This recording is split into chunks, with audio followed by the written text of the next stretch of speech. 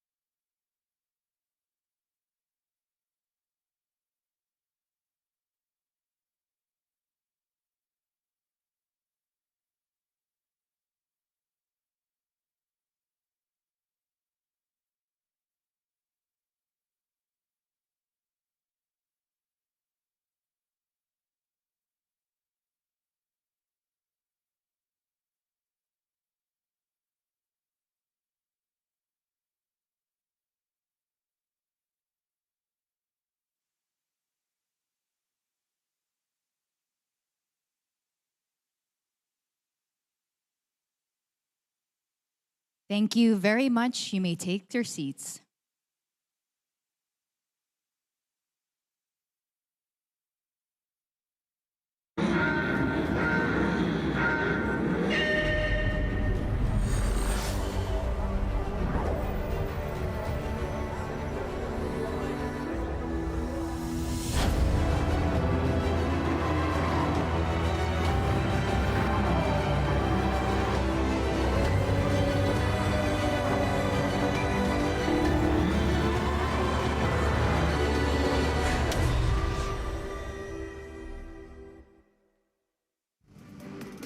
Welcome to Krungthep Mahanakhon, City of Angels, the City of Lights. We are live in Bangkok, Thailand for the grand finals of Toyota GAZOO Racing Asia Esports GT Championship 2025. We're honored to host our event for the very first time in Thailand. But no matter the city we're in, the goal remains the same for the drivers, taking the trophy and glory back to their home countries. Welcome, everyone. I'm your host, Victoria Cheng, and I'm so excited to be here again for another fantastic year of TGR. Now, I can't believe it. We are already in our 6th year of this event, and I must introduce our commentators. Many of these voices you're familiar with over the past 6 years. First up from Thailand, we have James Lau Hong Tong and Kulachat Ruvatana. You could just call them Jimmy and Ode. Next on the Indonesian broadcast, say hello to Mike Dinaldi and Ari Saputra. And our English commentators, we have Des Corkill back on the mic, and we have another face. Welcome, Gino Killamore from the Philippines.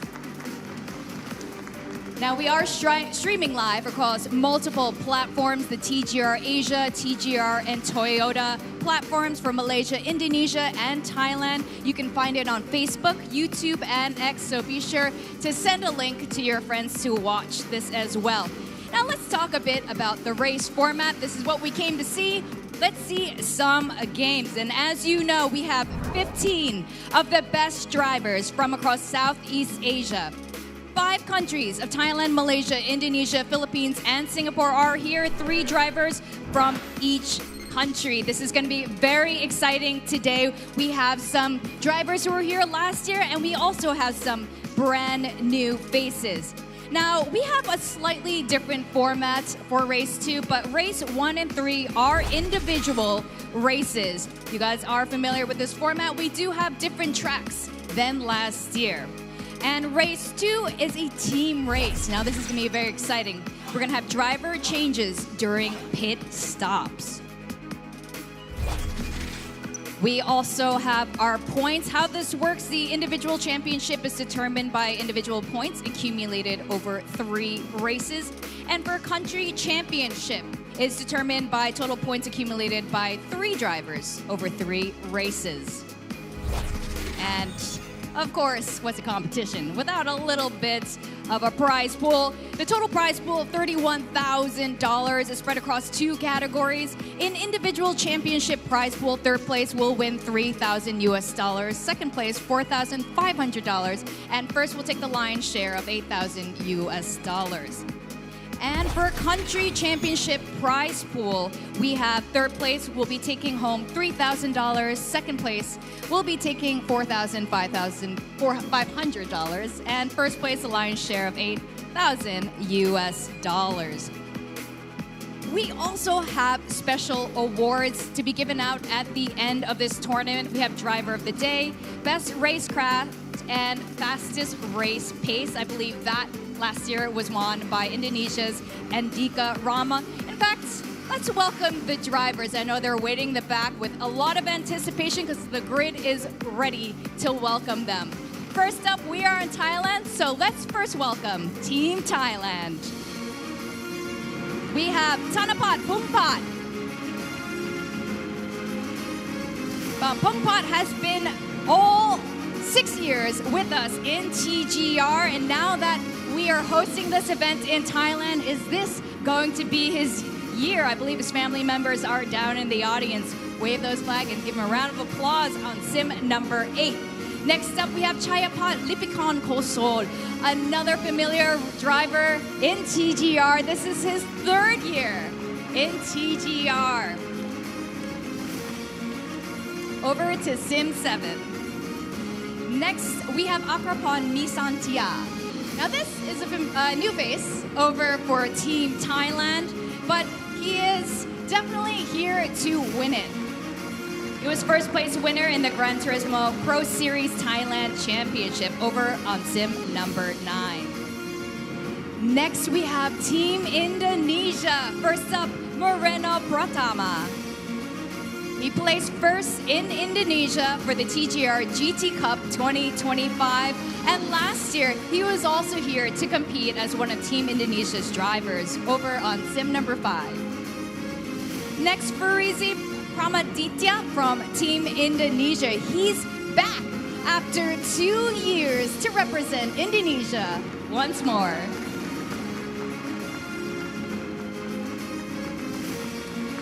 And he is seated at sim 4. And also on Team Indonesia is Andika Rama. This is a very familiar driver, very experienced when it comes to TGR. He was our champion in 2023, and I know Andika Rama is looking to win it again. Next, Team Malaysia. Taj Aiman. He's the reigning champ and a really heartfelt win last year over in Kuala Lumpur, Malaysia. There were lots of tears of victory and joy, and he's here perhaps to win it again. He's over on sim number 2. Iqbal Suji. If you're Iqbal Suji, you might say, every day is a good day to die for democracy. Iqbal Suji. Over on sim number 1. Also on Team Malaysia is Chong Kai Chang. He was first runner-up on TGR GT Cup Malaysia 2024. Also been riding with Team Malaysia over the last 3 years over on sim number 3. Now, Team Philippines, Victor Ancheta. Now, Mr. Ancheta was a bit of a surprise for the e-motorsports scene. Ancheta swept up the Toyota GT Cup over in the Philippines as this year's champion. Over on sim 11. Next up, we have Enzo Ison.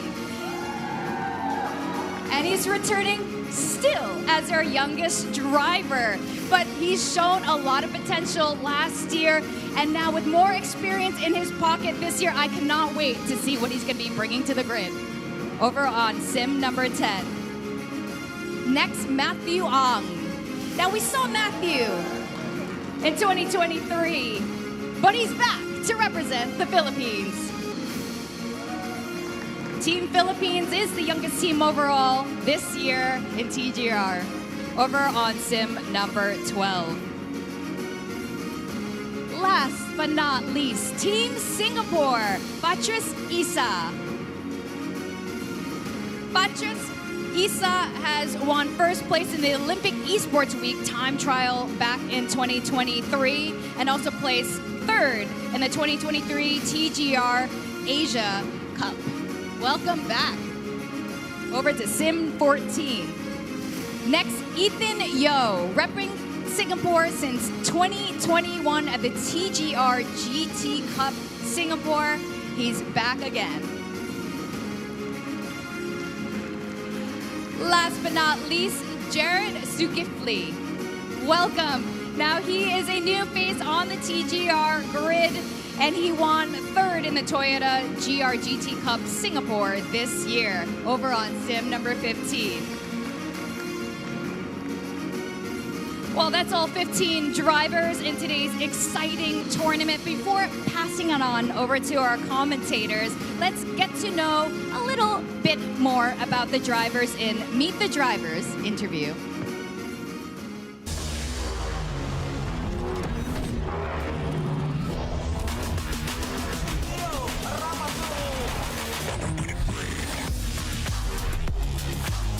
Saya Moreno Pratama, usia saya 22 tahun. Saya Farizi Pramaditya dari Indonesia, usia 32 tahun. Saya Nikrama Maulana, usia saya tahun ini 31 tahun. Hello, my name is Tashis bin Aiman. I'm 26 years old. My name is Chong Kai Chang. I'm 31. My name is Iqbal Suji. I'm 27 this year, and I'll be representing Malaysia. My name is Victor Lorenzo Ancheta. I am 25 years old. My name is Enzo Ison. I'm 15 years old. I'm Matthew Ang. I'm 22 years old, and I'm racing for the Philippines. My name is Patrice. I'm 21 years old. Hi, I'm Ethan and I'm 22 this year. I'm Jared. I'm 26 years old and I'm racing for Singapore. My name is Thanapat Wongpat. I am 29 years old. My name is Chayapat Tibukangosun. I'm 23 years old. My name is Akalapon Nisantia. I'm 34 years old. Kita harus push banget sebagai tim Indonesia. Saya Moreno dan Farizi, harapannya kita bisa bersaing lah di sana, memberikan perlawanan yang terbaik. For last year, Malaysia did very well, so this year we are aiming to do the same. But on top of that, we're also aiming to snatch the driver's title as well, so we're going to make it a clean sweep. Right on the Dangner curve, Hanif still. It's been a long time coming for my country. Put in the hours, we put in the work. So I'm hoping to get the gold this year. So for this year, I will try to place at least top 5 in the overall standing and try to help Singapore to place at least top 3 in the overall country championship. This time is my 6th time I competed in TGR Asia Cup. I hope I do the best for Thailand. I hope about got champion.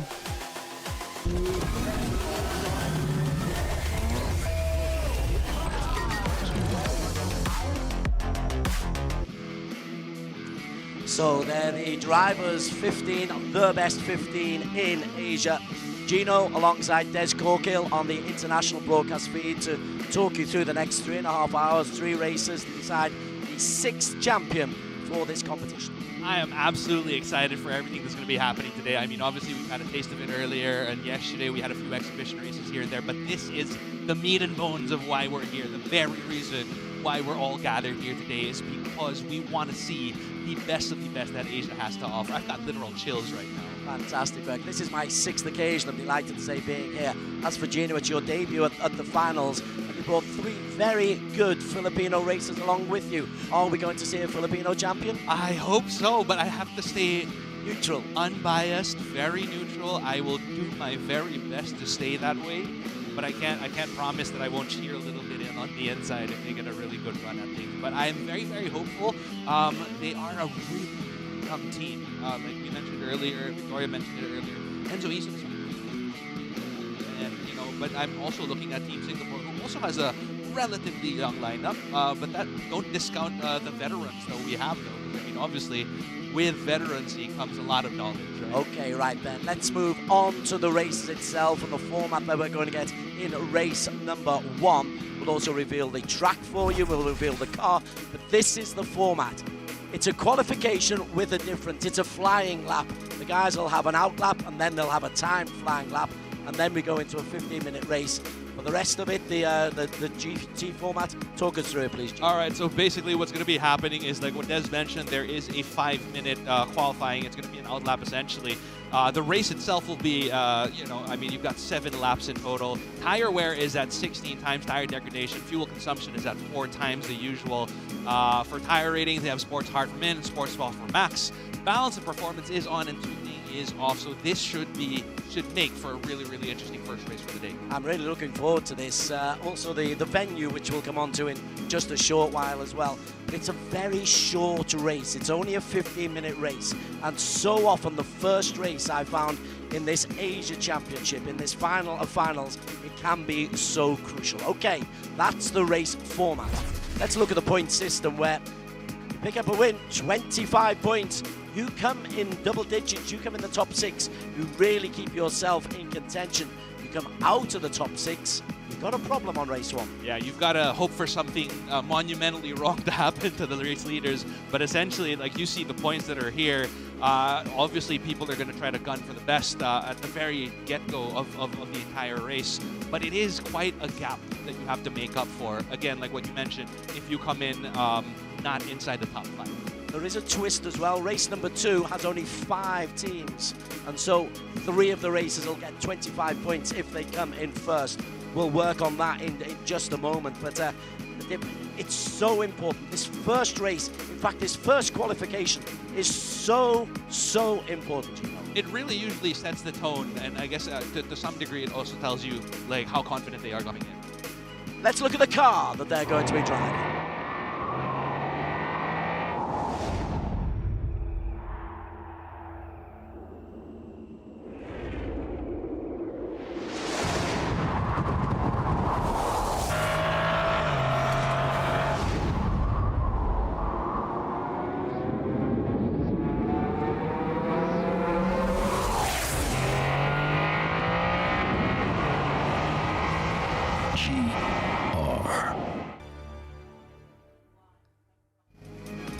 She's only, in inverted commas, 1,600 litres, but turbocharged inline.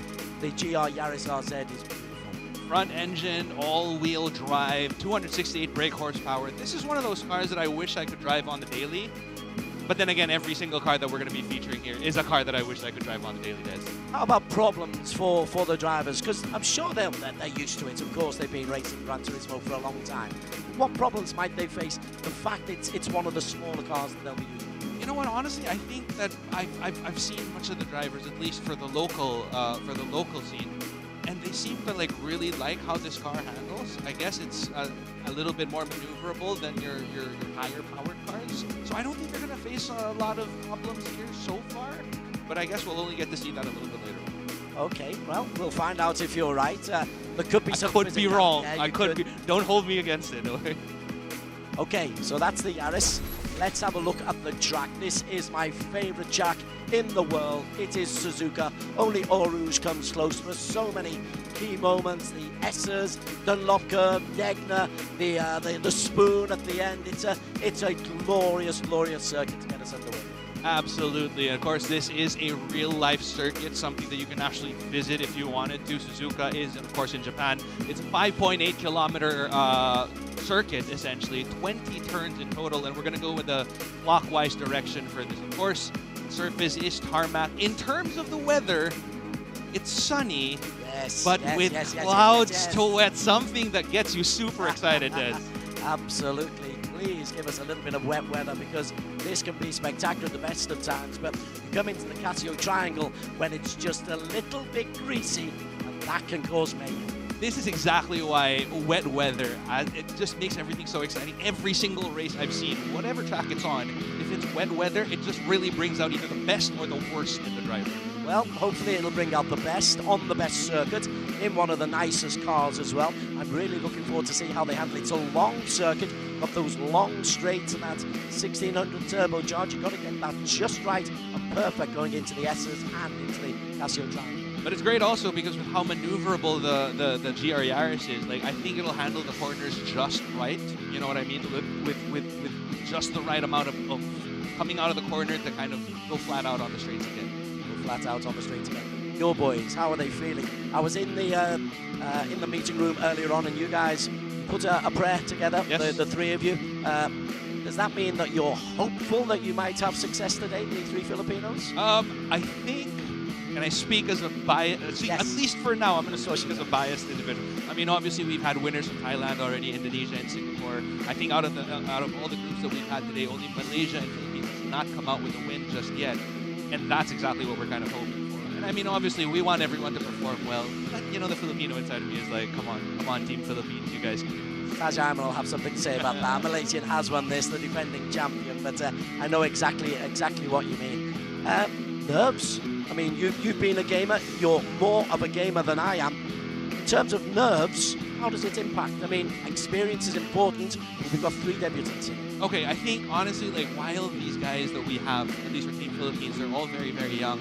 The minute that you talk to them, Enzo Izon, again, 15 years old, he does not act like your typical 15-year-old. He seems very, very confident in this, and I feel like they got it back. Here are your 15 competitors. Moreno has been here before, third in a couple of years ago. Parisi is the champion of Indonesia, and Andika Rama, he's a former champion as well. As for the Malaysians? Malaysian Taj Ayman, of course, who was the winner last year. That was my bad. Iqbal Suji, also with him, and Chong Tai Chan. I've got to let you introduce the Filipino boys. For Team Philippines, we have Victor Ancheta, Enzo Izon, and Matthew Ang. And then from Team Singapore, Fadri Sisa.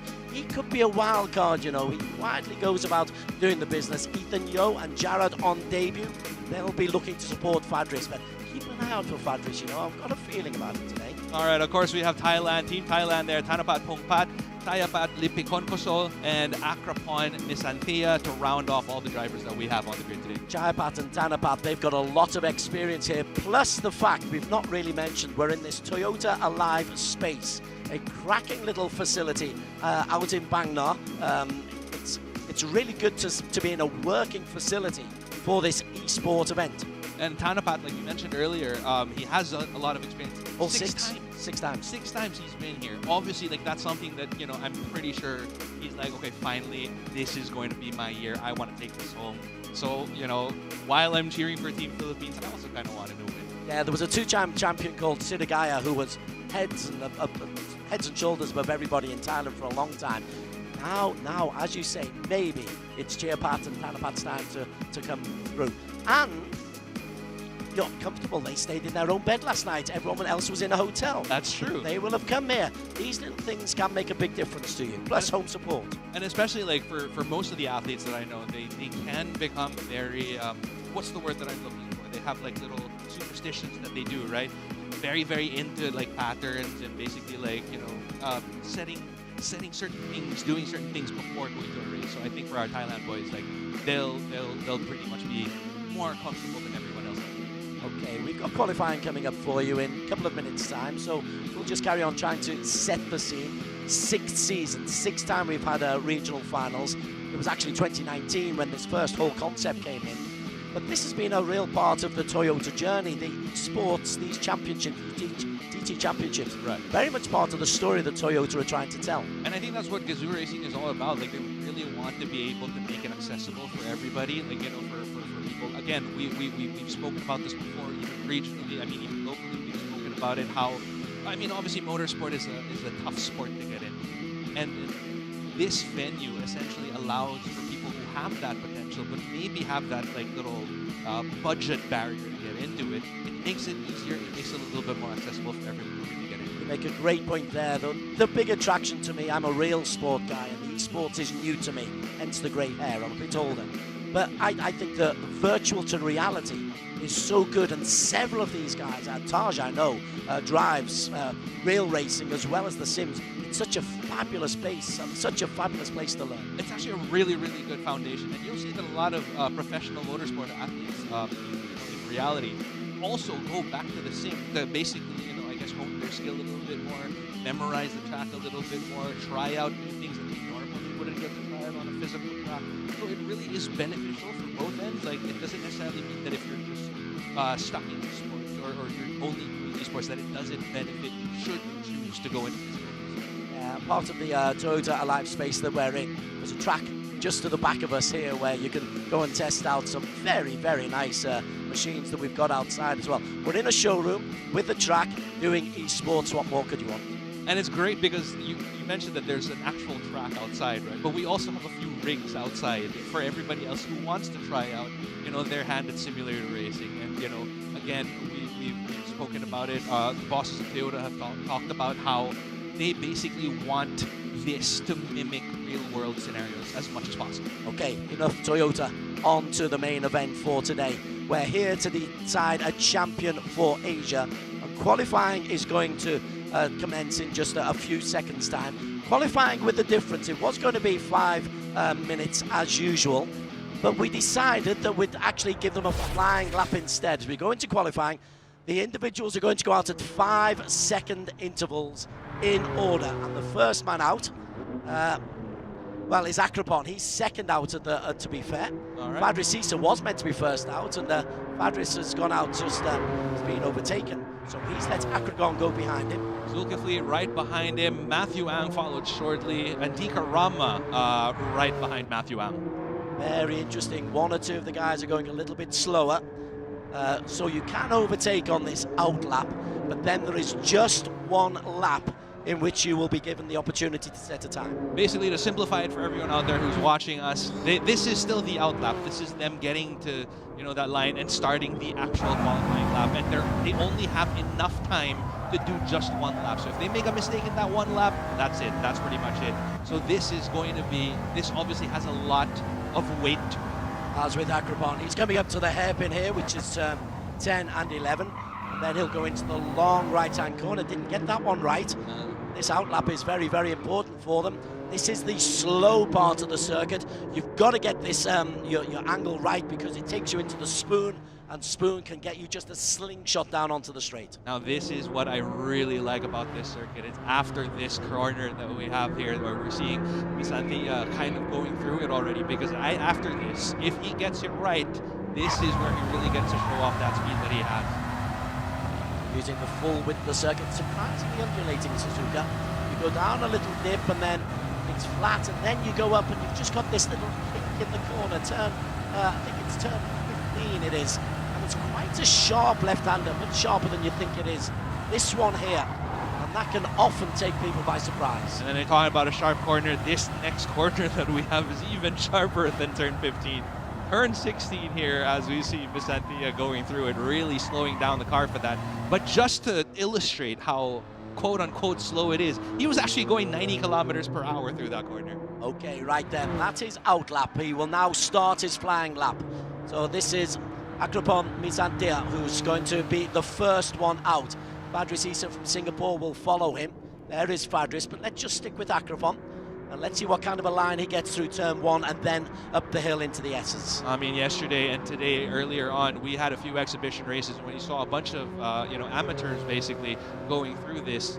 But you have to keep in mind that the people that we're watching now are the absolute professionals, some of the best of their country that has to offer. So we're going to see some pretty clean driving here, I would assume. 30 seconds up to the top of the hill as he heads in towards the Dunlop curve. That's this left-hander. Behind him, Fadris Issa is also on a flying lap, as is Gerald Zulkifli. Tie support for Akrapon.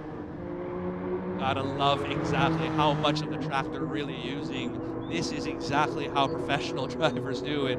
Watch him go through those corners like it's nothing. There you go, a little bit of a slide there on the back, maybe just showing off what the Yaris is capable of. Or maybe getting it wrong. We'll find out. The time will tell at the end. I'm a positive guy. I choose to look at it as like, a little bit of showboating. Into the hairpin. He takes the short way around the hairpin, then up on the curb. Now this is a good line to come into this next corner. The long turn 12 before that leads you into the even longer turn 13, Spoon. This is it. Miss Anthea, of course, going through this corner, and then eventually after that, He's gonna step on the gas pretty much flat out this car. See what it's all about. He will set the fastest time, of course he will, but being first out, well, is it a curse or is it a good thing? I don't know. I don't like being the first one out because like it sets so much pressure on you. And some people, like we mentioned it yesterday also, they're good at catching up. Like if you give them a certain goal, then they'll be able to catch up to it. But this one, basically, your biggest enemy is yourself. Split time at 1:53 for Akrapon. As he comes into the GAZOO triangle, you've got the little chicane, the right-left chicane, and then you've got that awkward left-hander which takes you down to the start-finish line. It's all downhill from here. Fadris Isaho closed up right then. Fastest time so far, it will go to Akrapon, but will it be quick enough? Akrapon sets a time of 2:19.071. Fadris is quicker. And immediately after he crosses that line, Fadris Isa sets a lap quicker. Almost a second interval between the two of them. Matthew Ang comes in with a 2:18. I think we're going to get into the 2:17, Gino. I think we are. There it is. Andika Rama, of course. Taj Ayman comes through, the defending champion. He went out in P9. Time to beat is 2:17.876 from Andika Rama. Andika Rama, of course, a former champion. Are you really surprised at him setting that quick of a time? Andika Rama still in P1. Isan in 2. Taj Ayman, faster. Taj Ayman! And then Kai Chang, faster again.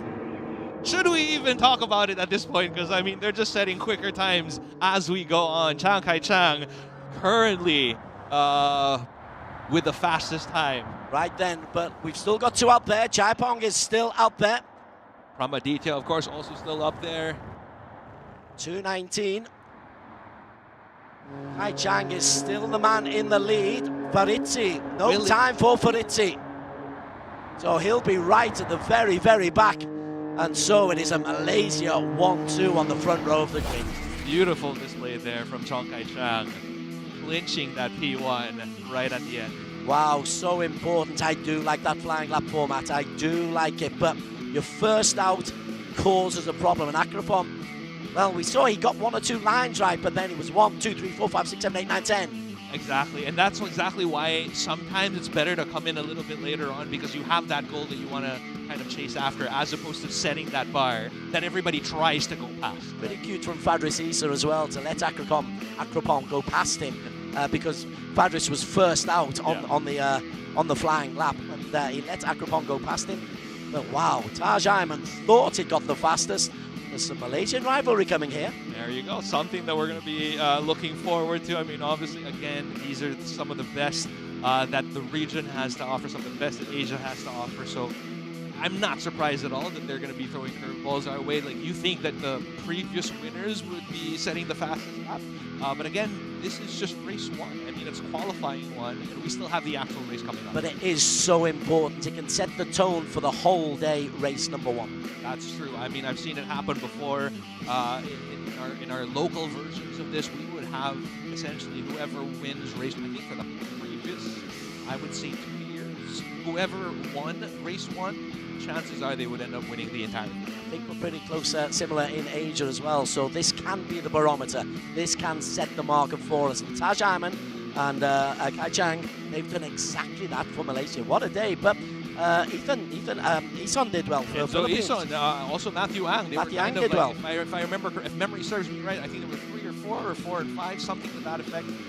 Very, very brilliant debut, I guess. I mean, not necessarily debut, because they've been here before.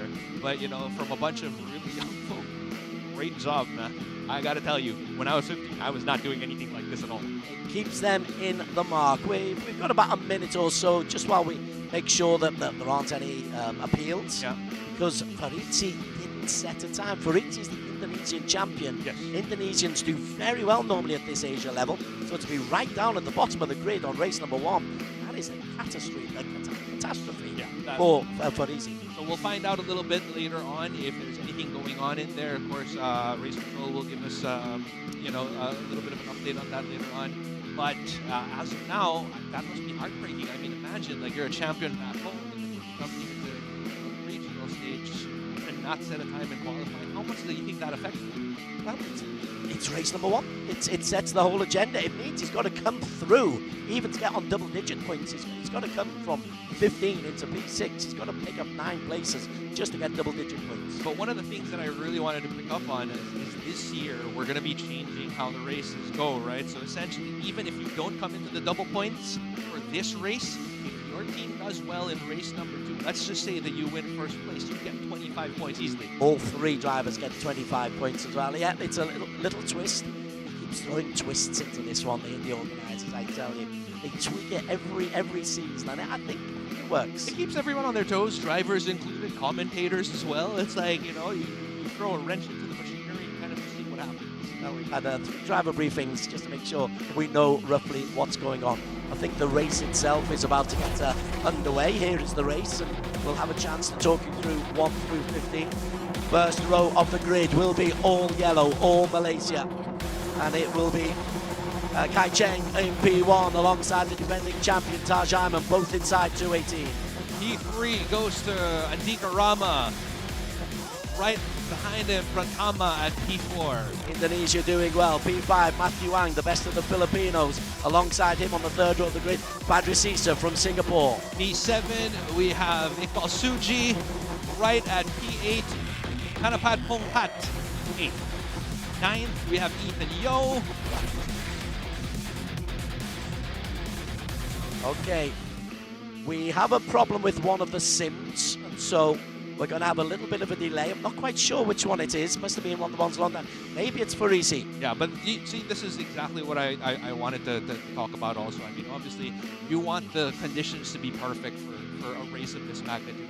So even if there's a little bit of a delay, I don't mind at all, as long as everything is set correct. Because I don't want to be that one guy who's like, oh man, you know what? If my sim was working properly, I could have won that. Yes. You're too honest, you are. You're far too honest. Listen, what we've got to do is we've got to reset one of the sims. That'll take a minute or so and get the old nerves calming down. So we're just going to have to talk through once again. Let's talk about the Indonesians, because Indonesia are the team country champions, right? Defending team country champions. Andika Rama in P3, Moreno Pratama in P4. We talked about Farizi down at the tail, but Andika Rama, I tell you, this kid is he's a flyer. Well, he's not a kid anymore. He's 31 now. Right. But he's a serious racer. I want to talk to you about how this kind of affects their mentality. Like, I mean, obviously, like, you know, we talked about how adrenaline keeps pumping eventually when you know, you see the race starting already. And of course, there's a little bit of a delay. Like, do you think this affects them on a mental level? Do you think that this is like something of a hindrance for them? I keep asking the guys, because I'm not a racer myself, but I'm a sportsman myself.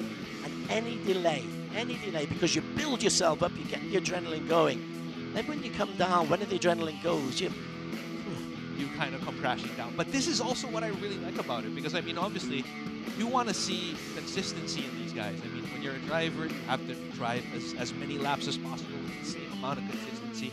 And I guess this also just goes to show, you know, what kind of champions these guys are, is their ability to pick themselves up when, you know, they're down. I think if there are 2 people who will be disadvantaged by this delay, 2 Malaysians at the front, because they've already established a lead, they've already got in the groove, they're already setting the pace. And so if there's a lull, they've got to get themselves right back up into that same groove very quickly, because right behind them, those Indonesians are going to be gunning for them down turn 1 and up the S's. See, this is where it gets crazy, because I mean, obviously you talk about, you know, how if the first 2 on the grid kind of drop the ball, 3 and 4 will immediately take over. But that's literally what you can say about each and every single person on this grid, because I mean, again, I cannot stress this enough. These are the best of the best in Asia, and you know, you drop the ball for a split second, and somebody is more than willing to take over. Well, let's see how it works. We're still waiting for the sim to be restarted. This is one of the occupational hazards, of course, of e-racing. Yeah. We've had this. It's very rare. It's become rarer and rarer. I remember when I first started this in 2019, it was fairly regular. You get dropouts and certainly connection problems. Yeah. But the fact we're all here in this same area, let's hope that sim sorts itself out. The marshals are in the area below us in the on the sims, and yeah, we've just got to buy a bit more time. We're still restarting. this is still much easier to control than actual, real world settings. I've seen races before where rain was just ridiculous and they had to delay for like 2 hours before the drivers could get back. Or the panics if you stall and then you've got to be pushed into the pit lane as well. This is just let's reboot, let's do it. Let me just restart this real quick, That's one of the advantages of it being a simulation. Indeed it is.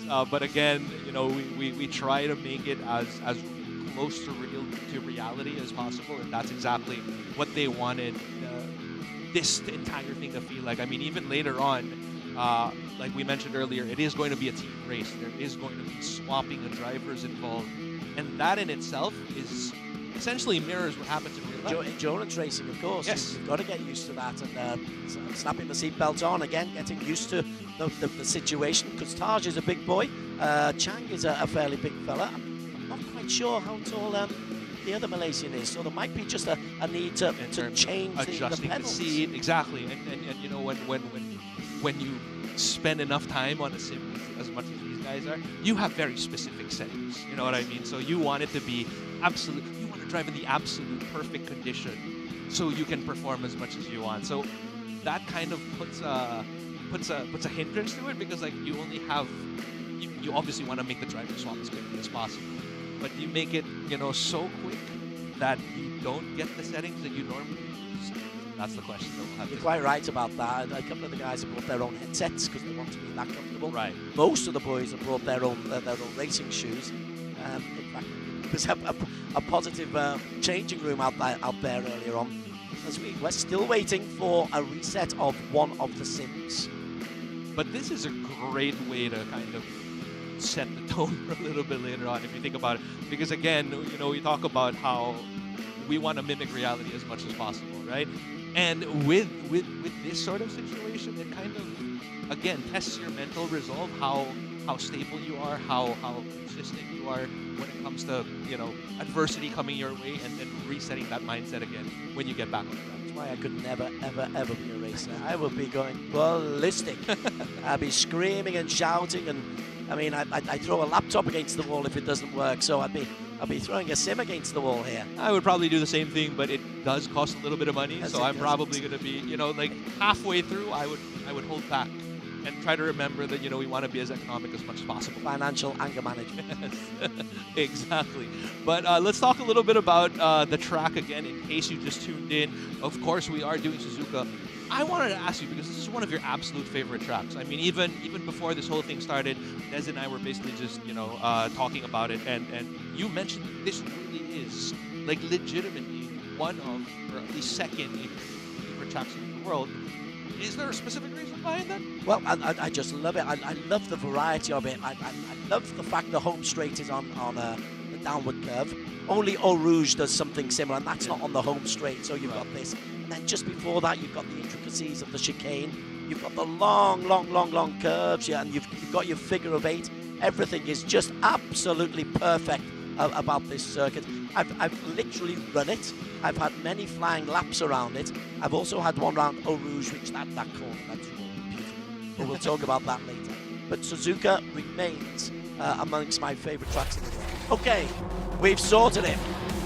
Here we go. All right, let's go again.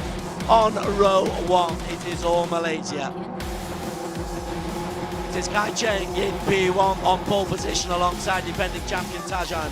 On P3, of course, we have Andika Rama. Right behind Andika Rama, we have Pratama on P4. In P5, we have got Isan from the Philippines, the youngest driver here, alongside Mati Yang. Right on P7, we have Fadris Isa from Singapore. Alongside Iqbal Suji, the third of the Malaysians. Anapat Pongpat at 9, representing Thailand. At 10, we have Ethan Yeo from Singapore. Struggling just a little bit. Chaipat a long way down in P11. Victor and Cheta at 12, representing the Philippines. And on 13th, we have Miss Antia. Akrapon, who was first out, and then Jautul Kifli in P14. And right at the very back, Bariti Ramaditya, a nightmare for him. Here we go, ladies and gentlemen. Red lights. When they go off, we are underway. Red lights are off, and Kai Chang is off to a steady start. That's nicely done. He's dealt with the delay very, very nicely, as has Taj Ayman behind them. A little bit of movement as Iqbal Suji makes a move, and it's all nice and smooth into the first turn. And then look at that, Taj Ayman goes up the inside. A new race leader, Andika Rama, comes in into P3. And Andika Rama, of course, trying to make a move on Kai Chang as well, really capitalizing on that slowdown from him. But Taj Ayman not caring about the fact that they're from the same country. He's just like, I'm going to go ahead as quickly as I possibly can. Kai Chang kind of holding up, Andika Rama right behind him. Ayman the gap between himself and Kai Chang is at 0.3 of a second. Look at how closely they're bunched up together. It is a long, long drag up that hill through the S's and into the lap curve for the first time. It's only 7 laps. Andika Rama, he got off to a bit of a flyer. Kai Chang was forced wide on turn number 1, and Taj Ayman said, I'm champion for a reason. Absolutely, and again, we do have 7 laps for this race here at Suzuka Circuit, so not a lot of time to make up for, mistakes going through, but that gap between Taj Ayman and Chang Kai Chang growing a little bit. Oh, Kai Chang just gets a little bit of a love kiss there from Andika Rama. The gentle kiss goodbye before you head on out to work. That's the kind of kiss that they had going on between the two. Right, Andika Rama will want to be in this kind of position as they come out of Spoon. Look at how closely Andika Rama is following Kai Chang now, very much in striking distance. 0.1 of a second is the gap between the two. Just wait. Oh! Andika Rama moving on up to the second position. Kai Chang got that one completely wrong and moves from P2 to P3. Beautiful fight so far we've had, and it's only the first lap out of 7 here at Suzuka Circuit. Rama already closing in on Taj Ayman, but that gap between them is 0.8 of a second, just under 1 second. Kai Chang, and the gap between Rama is 1.5. Iqbal Suji is up to P4. Noticeable that front 4 are all on soft compound tires. And you can see that while we do have a battle going on right ahead of the pack between Ayman, Rama, and Kai Chang, following closely behind them, Iqbal Suji is on 4th, Pratama is on 5th, Enzo Ison on 6th. Right then, Mukbat is making the first move for the tyres, but let's stick with Taj Ayman. They come through onto lap number 2 of the 7. Right, soft compound tyres, will they last? For the 7 laps? I don't know. I guess we'll have to see. There's a move coming in from Pongpat now, trying to get past Enzo Ison. Enzo Ison tries to defend that, but there is a little bit of a bunch up there. Pongpat goes past Enzo Ison and is now right behind Pratama. Pongpat moves into P6, nicely done. Again, the soft compound tyres, there is a distinct difference. And he's going to make a move, I think, on Pratama, who's also on medium compounds. We look at Enzo Ison, the 15-year-old, looks unperturbed at the moment, but he's just lost himself a place. He's down in P7. Maybe he knows something that we don't, but he seems pretty comfortable right now. But there is a battle going on between Pongpat and Pratama. Pratama and Pongpat, the gap between them. Oh, there we go. They're side by side. Pongpat takes over and overtakes Pratama. That's beautifully done by Pongpat. He's got himself 2 places on the S's. That's nicely done as they go around Degner Curve. And then into turn 9 under the bridge as they complete the figure of 8. The 4 ahead of them have got a long, long way away from them. Taj, Andika, Kai Chang and Iqbal Suji looking good for Malaysia at the moment. And right after Pongpat made that move, look at Enzo Ison now trying to make a move on Pratama. Enzo Ison, the gap between them 0.2 of a second. Any moment now, I feel like Enzo Ison might just make this attack on the next turn. Okay, we are on board here with Pongpat. Pongpat looking very, very calm right now, despite everything that he's just gone through. The gap between Pongpat and Pratama under 1 second. Soft compound tires, though, it's a gamble. It is a gamble because you come into if you're on it for the full 7 laps, they'll be just about there by the time you reach that last lap. That's right. In case you missed it, of course, tire degradation is at 16 times the usual rate. So let's see if the gamble of putting on soft tires works for them and lasts all throughout the 7 laps that we have here today. Reino Pratama in P6. Looking back at him is Enzo Ison. Pratama looks cool and calm and calculated. He's had a 3rd place in these Asia Championships in the past. Look at how closely bunched up everyone is. We're looking right behind Pratama's car where we see immediately Enzo Ison, but right behind them, Patrice Isa also, Matthew Ang, Chayapat also there. So literally, if you make a single split-second mistake, they get to take over. This is a very, very fast train. Pratama has got Ison behind him, and Fadris Issa can't get close enough, and Fadris ahead of Matty Yang. And tell you what, the Thais aren't really performing well. Pungpat's done well, he's got himself into P5, but Jayapat in P10. But Akrapom, who's got himself up, to be fair, to P11. But currently, look at Taj Ayman just dominating so far. Very, very comfortable with his gap of 0.8 of a second between himself and Rama. But again, the battle lies in the middle of the pack right now with Pratama and Enzo Ison just tailing him for almost close to a lap now, right? Yeah, both on the medium compound tyres, and they come down under the big wheel. Great view from the very top of that big wheel. You can see the whole track. Pratama under pressure, but Pramadita, wow, what a dreadful day for Pramadita.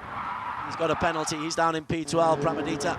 He's the one who was 15th on the grid at the start, but his countryman Pratama still holding off Enzo Ison relatively comfortably. I hope that doesn't essentially. Oh, there it is. Rain. There it is, Des. That's exactly what we were looking for. Oh, wow. Soft compound and rain is not a happy combination. Not a great combination at all, but this makes the race way more interesting, way more exciting, and a little bit dangerous. Well, for Taj Ayman and Andika Rama, they went out thinking that soft compound was the way to go.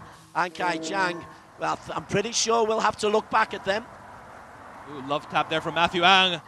Chayapat right beside Matthew Ang. Chayapat has got his way through. Oh, he's bullying Matthew Ang off the track there.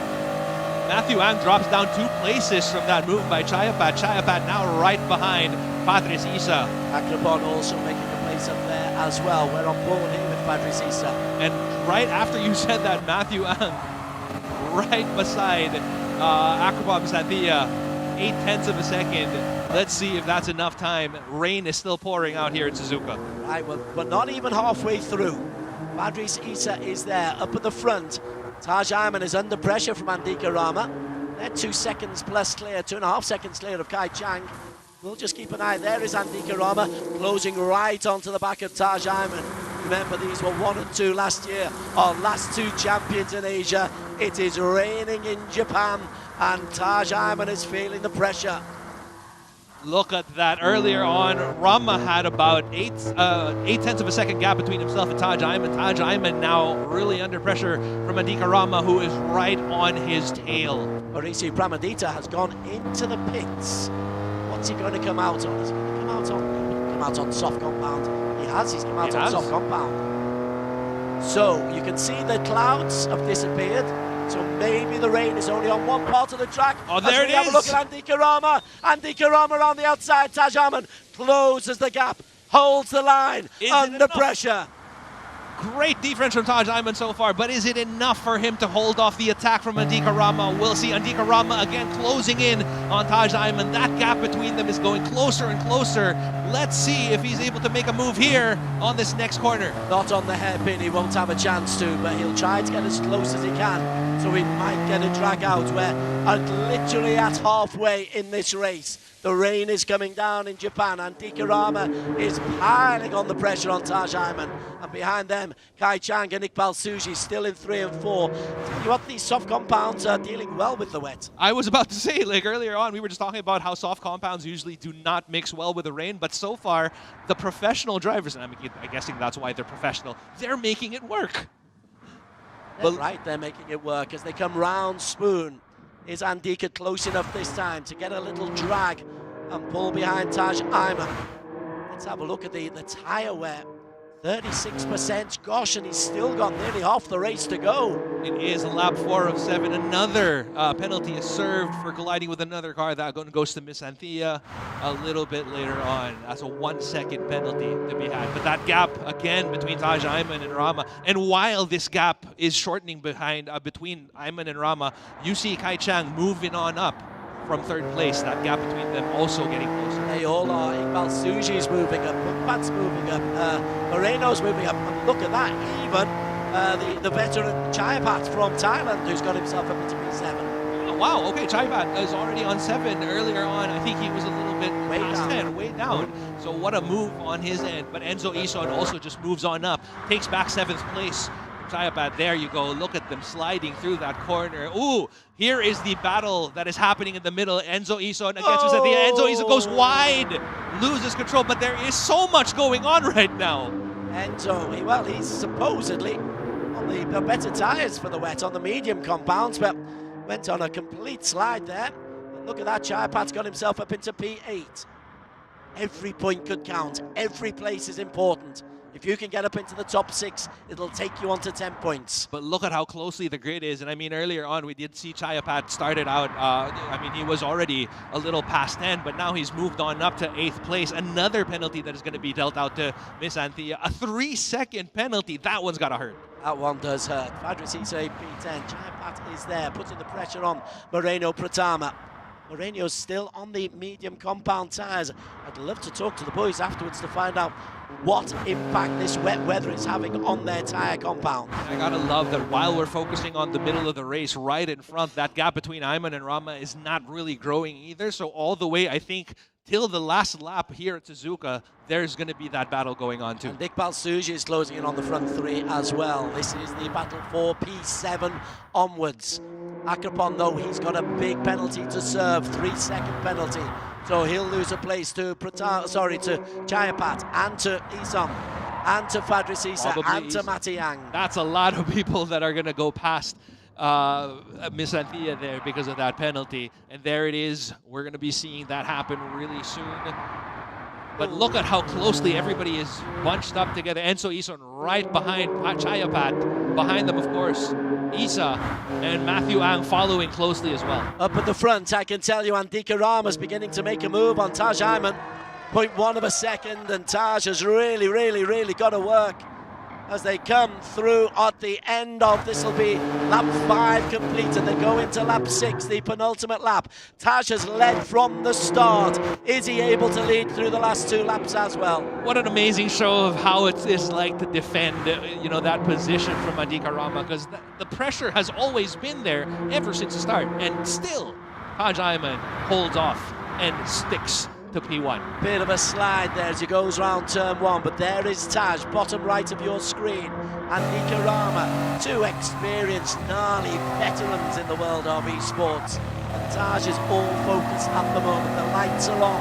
Andika is flashing, let me pass, let me pass. If only it worked that easily, you know what I mean? Just flash your lights and then they go on over to the side, but it doesn't. Here we move back to the middle where we see Enzo Ison kind of defending against Chayapat. This is a replay now of Enzo Ison, Chayapat, and Fadris Issa right behind them as well. Really tight in the middle. Every point is worthwhile. 25 points to the win, 10 for 6. Oh, Isan has got a penalty. But of course, the action lies in front of everyone else. Taj Ayman still holding on to that position from Andika Rama. Andika Rama really desperately trying to get past him. Will he still have enough time? That is the question, because we are on lap 6 of 7 currently. He's close enough here. If he can get close enough to get a drag out of Spoon, which has turned 14, you've got a long straight. I'm anticipating a move from Andika Rama there or thereabouts. Not now. This is Spoon. This is too dangerous. Taj Ayman holds the line here. He can take the inside line. Now is Andika's chance. He goes on the inside. Andika Rama is your new race leader. Oh, wow, what a move from Andika Rama. You called that perfectly, Des. He waited for his opportunity, waited for that little strip stream, slingshotted his way past Taj Ayman. Okay then, now Taj, what can he do in response? He's seen that there are places where he can get a bit of a slipstream. One of them is out of the triangle, the Casio triangle, and down the hill once again. Andika's pulling away.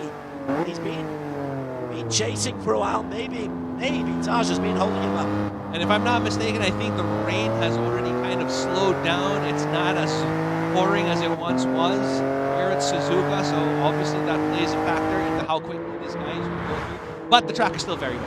Final lap. Taj Ayman was leading for the first 5 3/4 laps. Now we're on to this final lap, the final 7th lap. Taj has got to get close to Andika Rama. The 2023 champion leads the 2024 champion. Taj Ayman, as they come up the S's, gets as close as he possibly can. He'll know the overtaking opportunities. That gap between them has not grown past half a second. That is how closely these two are racing against each other. And while all of that is going on, obviously we still have the race that is also going on for everybody else right behind them. But so far, the story has been about these two up in front of the grid, Andika Rama and Taj Ayman. As they come up the hill, up the S's, they are working incredibly hard. Andika Rama's pulled the gap 7/10 of a second. And you know what? I think Taj is going to have to be content with P2 here, unless Andika makes a mistake.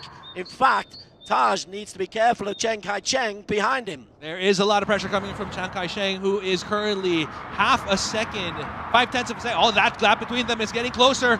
Kai-Cheng with the move. Is it enough? That will be. Taj's tyres are gone. Oh! Taj is riding on ball tyres effectively and loses P2, and he can't hold it going around the hairpin. He's been under such pressure. He's not been able to look after his tyres, and that soft compound gamble has hurt him, and he's under pressure from Iqbal Suji as well for P3. Absolutely devastating for Taj Ayman. Obviously, he was race lead for quite some time, but Andika Rama now pulling away from the rest, and like what you mentioned earlier, Iqbal Suji now putting on the pressure right behind Taj Ayman. Andika Rama has a gap of 1 second. 1.3 seconds between himself and Kai-Cheng. All he's got to do is stay on the black stuff, Andika Rama, and he will take this victory. He knows he's already giving us a wave of approval. A little bit arrogant, it must be said, Andika, but he's a champion in the past. He's just got to negotiate this turn 15. I guess after all of that, you got to be confident enough in your own abilities, and that's exactly why he gave us a wave already. He knew that he was done. Let him go. Let the man go. Andika Rama into the Casio triangle for the final time. Takes it perfectly, and for Indonesia, maximum points. Kai-Cheng for Malaysia will come through in second. Behind them, look at that, Pratama in P3. Pratama looks for P2. Pratama! Right at the line, takes away P2 from Kai-Cheng. Kai-Cheng goes to P3, Ayman at P4, Iqbal Suji at P5. What a race it has been so far here at Suzuka, and it's race 1 of 3. So much has happened already, Des. Well, Moreno Pratama went on the medium compound, and that meant that the tyre degradation was not as severe. He left it late, he came close and close and close. Wow, what a tactical triumph. What an absolutely beautiful race to get us started, and you got what you wished for. You got the rain that we wanted to see. I'm sure Taj isn't too happy about the rain. No, not at all. But he had to work so hard defending against Andika that his tyre degradation on the front tyres, he must have been running on ball by the time he finished. Absolutely, and obviously, you know, that affected the way he ended that race. Very unfortunate for him, but I'm pretty sure that in the next races that we have coming up, he's going to factor that in. So there are the unofficial scores. Andika Rama, provisional, and all Indonesia, 1-2. How about that? 25 points in. Kai-Cheng in P3. Coming in at P3, Taj Ayman coming in at P4, Iqbal Suji coming in at P5. Of course, Pong Pat also on P6, Enzo Ison at 7th, Patrice Isa on P8. We'll move on to the second row of the grid. This is 7 points for Ethan Yo out of Singapore. 6 points. It's frustrating for Chayapat, such an experienced campaigner. 5 points for the very own Mati Ang, 4 for Jared Zulkifli, 3 for Victor Ancheta. From Aditya coming in at P14 and Miss Anthea coming in at P15. But again, like we mentioned earlier, they're still race number 2. Wow, I like that. I love Suzuka. I love Suzuka in the wet even better. Always so exciting to see a lot of great racing going on in Suzuka. But again, I hope that this doesn't dissuade some of the people who didn't get to do as well here in the first round, because I mean, we mentioned it earlier that by the second race, if your team scores first place, literally all the drivers on that team get 25 points. Yeah, exactly. What it means is that those who didn't do well, they can pick up 25 points, but also it might mean that one of your rivals, who is your teammate, picks up 25 points as well. So a terrific, terrific race. Suzuka lived up to its reputation. Great choice of track, nice choice of cars, excellent performance by all the drivers, most of them able to cope with the tyre degradation. Let's go back down once again and get some post-race reaction. Pongpat from Thailand. Hello. First of all, you've been competing in TGR for 6 years, but you are representing Team Thailand, and we are finally here on home soil. Do you feel any pressure competing in Thailand? Yes, I feel pressure, and I will try it for last race. Yeah. What do you feel? What made you especially tired? Oh, it's so tough because of many competitor is need to improve position, gain position. And, most of the Thai folks have a nickname. Can you tell us what your nickname is? We've had you for 6 years, and we don't know what your Thai nickname is. Oh, my nickname? My nickname is Tan. Yes, that means I represented for my parent. And your parents are here in the audience, actually, or your family? My family here. Do you have any words, any shout out for your family who's watching you live in Thailand for the first time for this event? Thank you for supporting me all the time. Yeah, thank you. And how do you feel about wet weather? I have to say, as an audience, we really like wet weather, but how do you feel about it as a driver? It's random. I think my strategy is risky, but I just survive. Okay. And I see next to your sim, you have Hong Tai here. Is this a secret to success? No.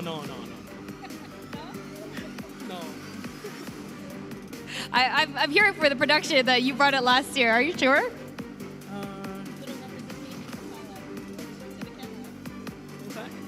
Show it to the camera what we're talking about. All right. Thank you so much, Thanapat. 10. And thank you so much for that. Yeah, we are in Thailand for the very first time, so it is very exciting, of course, to see Team Thailand compete. Last year, of course, over in Malaysia, we had Taj Aiman win over on home soil. But Andika, Rama, it looked really close, neck and neck with Taj just now. And you two are two back-to-back champions here at TGR. Tell me how that race felt. Yeah, for this race, at first it's a gamble because for the weather, right?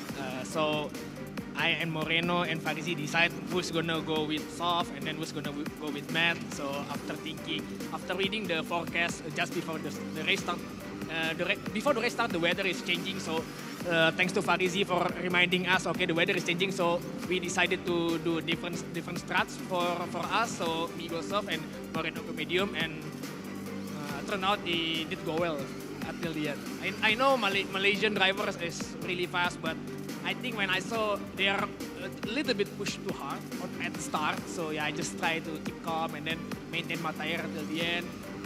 It's already empty. The tire is already worn out at the final lap, but yeah, I make it calm.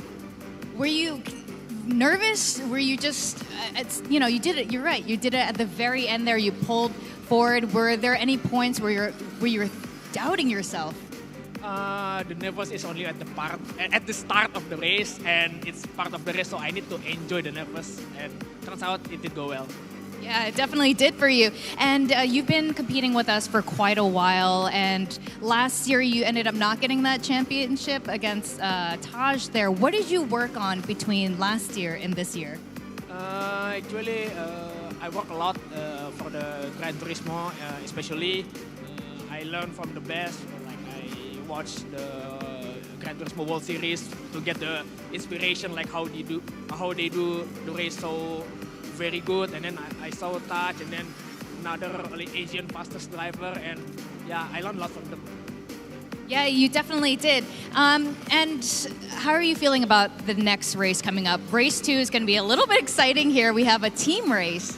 Yeah, we did a lot back home for the strats, like who's gonna do the qualifying, who's gonna do which tire, and yeah, I think after all the practice, I think as long as nothing serious happen, it will hopefully go well.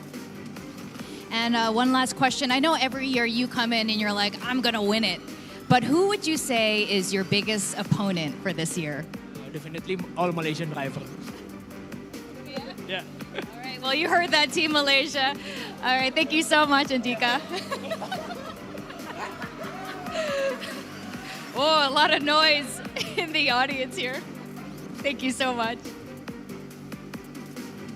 All right, we're going to send it back to our commentators to bring us through some of the Race 1 highlights.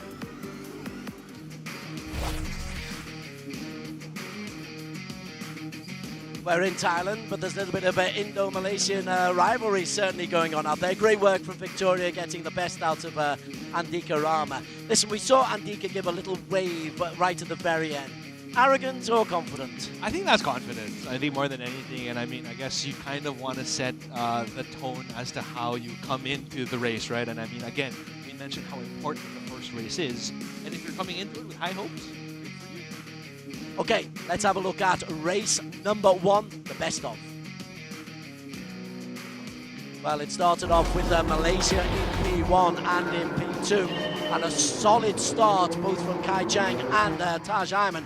Taj Ayman in P2 was able to muscle his way through past Kai Chang on the first corner, and Taj, in the dry weather, was leading quite comfortably. Absolutely, and you see Andika Rama already making his move here, not even too much into the race just yet.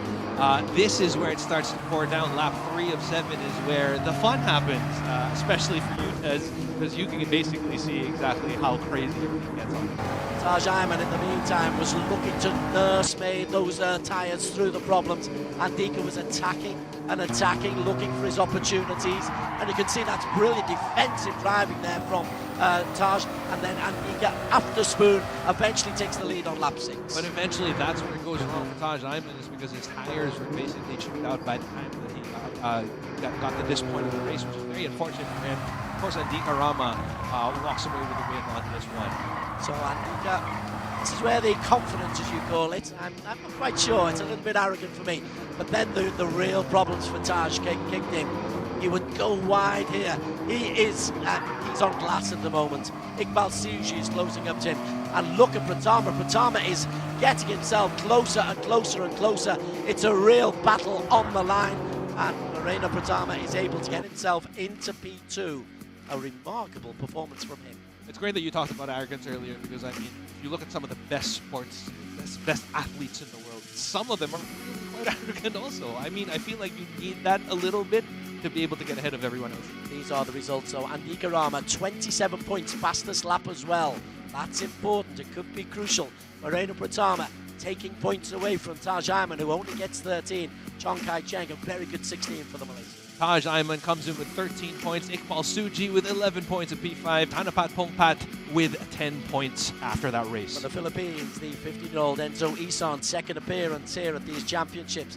7th place for 9 points. Padre Sisa, I still think he's one to keep an eye on for, 8 points for a mid-table race. Ethan Yo, the youngster from Singapore, he picks up 7 points for P9.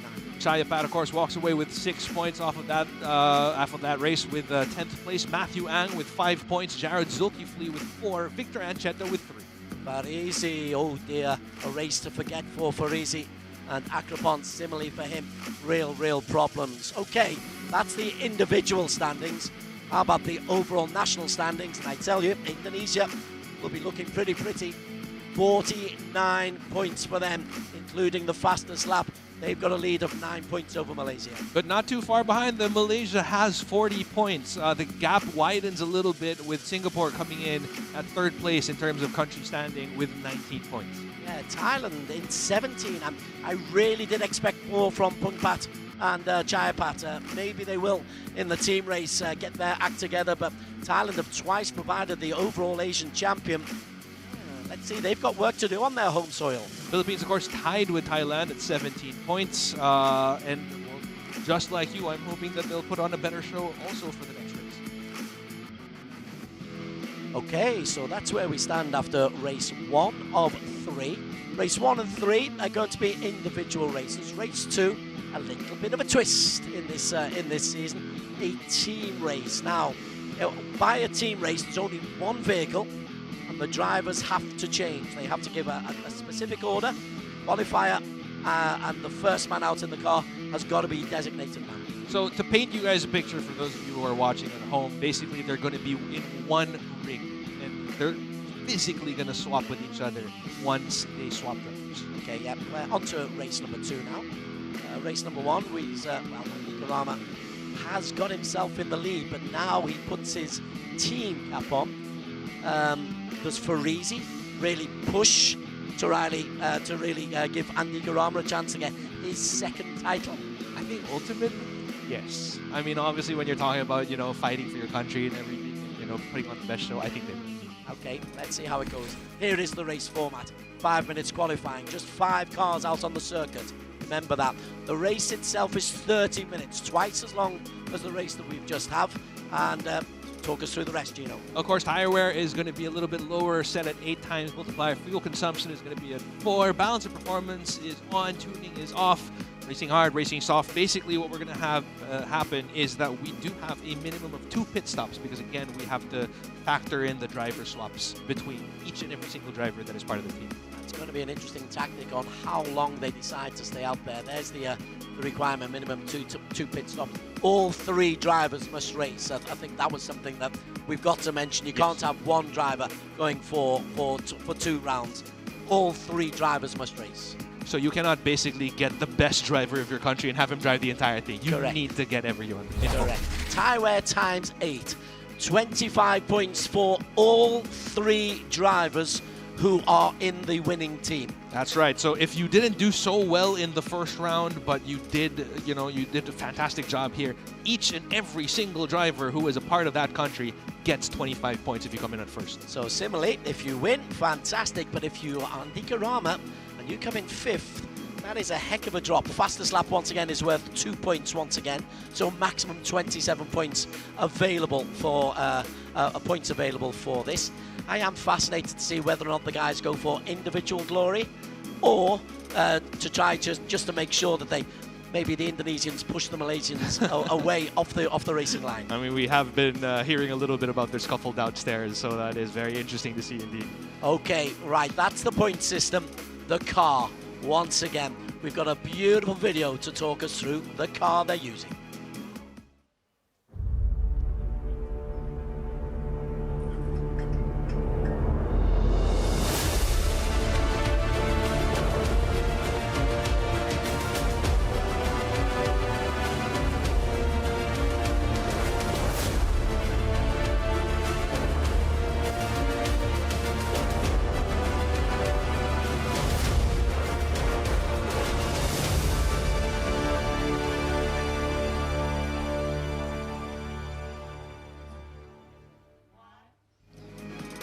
The GR10, the hybrid 2021, beautiful piece of machinery, much more powerful than the car that we've just used in Suzuka. That's going to take some getting used to. I would say that it is a lot more powerful than the car. I mean, earlier on we were talking about how you could use it as a daily driver. If you use this as a daily driver, I don't know, man. Like, I feel like the cops would kind of flag you down. 670 brake horsepower, 670 Newton meters of maximum torque. Again, 3.5 liter turbocharged V6 hybrid, mid-engine, all-wheel drive. I've got visions of you driving around central Manila in this at 5 kilometers per hour. Yes. Okay. 5 is a stretch. Here is the circuit. We are at Interlagos. We are in Brazil. 4.3 kilometers anti-clockwise. Again, a real-world circuit. Conditions dry, but day-night settings. So this is what makes it exciting also, is because, like what you mentioned, it is day-night settings. So if there are people out there who have, maybe not so good eyesight in the dark, this might, be a disadvantage to them. But one of the things that we can count on is that it will be dry, so we won't have to factor the weather in. Of course, Brazil, beautiful, beautiful circuit. Again, this is something that it is a real-world circuit. Obviously exists in the real world. You can check it out. Autodromo de Interlagos. We can look at what we think might be the strategy used amongst the 3 races. It fascinates me. I saw the guys working through. So there's one version. You go 1 to 7, 8 to 14, 15 to 21. It's a 21-lap race. And I suspect it'll be more longer versions for the 3rd drivers. So that 3rd version is the one I would imagine would be it. So we go soft compound, whiz, and then try to get home on the medium. What do you think is going to be the strategy here, Des? I mean, do you put the strongest driver with the medium, or do you want them to kind of just zip by with the softs? That's a great question. Who is the strongest driver? I'm sure there'll be some fisticuffs amongst themselves as to who is the strongest. But very interesting that you start with soft compound or medium compound. I'm loving the fact that we're having to talk about compound tyres. and the guys, the racers, they've got to think about it as well. I'm sure this is something that they've been, you know, kind of contemplating amongst each other. And again, like what we mentioned earlier, it is very difficult for athletes or cyber athletes of this level to kind of admit that, like, hey, you're the stronger driver, you should be you should be doing this lap instead. This is where, you know, they have to put aside their individual glory and come together as a team. Yeah, if they do. I'm still not convinced by this. So Andika there, he's determined to win. Yeah. I'm sure if he's in a situation where he might just edge Malaysia out of the racing line, he'll do exactly that in the nicest possible way. Right, qualification. It's a 5-minute qualification. Only 5 cars on the track. Philippines first out, and for the Philippines, the first man out there is going to be Enzo Isong. That's right, Enzo Isong will be taking over the qualifying lap here in the Philippines. Again, like what we mentioned earlier, they basically have 5 minutes to do all of this. Right behind them, Malaysia is there, Indonesia and Singapore, and finally Thailand. So Enzo Isong for Philippines, for Malaysia, it's Taj Aiman, for Indonesia, it is Pratama. It's going to be strange, the fact there's only 5 cars out on the track as well. I mean, it'll be a little bit like the flying lap the guys have just done in Suzuka. You've got open track in front of you. But then again, you could come into some traffic if you're in a battle. That's true, but less congestion, definitely. But they really, I mean, again, they are driving much faster cars. They are, aren't they? This time around, and you can clearly see it. Even just looking at the video, you already know that they're going much faster than they were earlier on in the race 1. Well, Enzo's on his outlap. There's your driver. Your driver is marked in. Enzo will be followed by Matthew Ang, and Victor Ancheta will be the man who is bringing in the 3rd leg. And then we're talking about the strategy. Do they go 6 laps? Do they go shorter? That's the question that we're going to have to ask ourselves. I mean, definitely, I'm sure that's something that they already kind of figured out before they even got into their rigs. But we'll just have to see how that plays out a little bit later on. Now, if you're wondering who's going to be in it for Malaysia, it's Taj Aiman again, taking care of qualifying. Right behind him will be Chong Kai Chang and then Iqbal Suji. Okay, they're still on the outlap. Let's see what Enzo is able to do. Some beautiful, fabulous curves here. Baradora. And look at that. Earlier on, we were tackling corners at maybe 90 kilometers per hour. Now we're doing corners at 190 kilometers per hour. Of course, that is attributed to how low the center of gravity this car is. Also, it's really meant for the racetrack. Plus, the guys have only had a couple of minutes to readjust themselves, and they're going to have to readjust the rigs once they get in as well, because there is going to be a change. Whoever is doing qualifying must do the first sequence. Yes. Then they will make the first change and then the second change. Now, how does this play into, you know, I mean, obviously the driver swaps a little bit later on. If your team is relatively of similar height, this might actually be an advantage to you because there's not a lot of adjustment that goes on in terms of the length of how far the seat is from the pedals and everything. But again, everybody has their own little quirk when it comes to adjusting car settings, right? Loads of quirks. Okay, we've got our first lap set by Malaysia, both inside the 120s. I think we'll get better than that. Everybody inside the 120s. Gosh, this is rapid. Malaysia, Singapore, Indonesia, Philippines, Thailand. Right, Look. they have, 120, right. What is going on with our Thai boys? Oh, maybe a little bit of home court pressure, do you feel? Well, Chaipat's an excellent racer. He's been involved so often, as has Tanapat later on, but Chaipat's a good driver. Look at that so far. Everyone is so quick out there. Malaysia setting the lap, I mean, setting the pace for everyone with 119, 140. For Indonesia, this is Moreno Pratama, who's just got a fabulous P2 in the first race in Suzuka. His confidence will be high, so this is probably a good idea to have him leading off. And here we go. We're still here at the qualifying. Again, if you just joined us, we are Autodromo de Interlagos, which is a track in Brazil. Currently on board with Pratama. Currently, they are holding on to 3rd place for this qualifying. Just having a look at the sector times. Sector 2 is slightly down, not significantly though. He could be looking to improve. 1:19.629 is the Indonesia time at the moment. He comes into the home straight, and his time is slower. But they do have 5 minutes essentially for this qualifier, so there's still a little bit of time. Well, he's on his last lap. This will be his last chance to qualify. Still on board, Pratama. Now we're on board with Malaysia. Of course, that is Taj Aiman, who is currently in control for the qualifier. Let's hope he gets his tyres right this time as he gives us a little flash of the lights as he goes into the sunset. A reminder, we've got day and night here, so that may well have figured into who goes third. The teams had the choice to decide who does qualifying and Sector 1, who does Sector 2, and who brings it home. Absolutely, but like what Des mentioned earlier, whoever does qualifying is also immediately the first driver when it comes to race proper.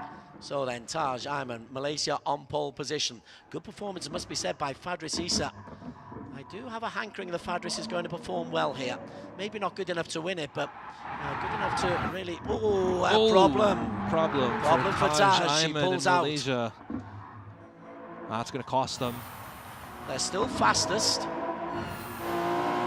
So it now falls on everyone else, everybody from Singapore, from Indonesia, Philippines, and Thailand, to try and beat the time that Malaysia has already set. Indonesia coming through and going to P2 ahead of Singapore.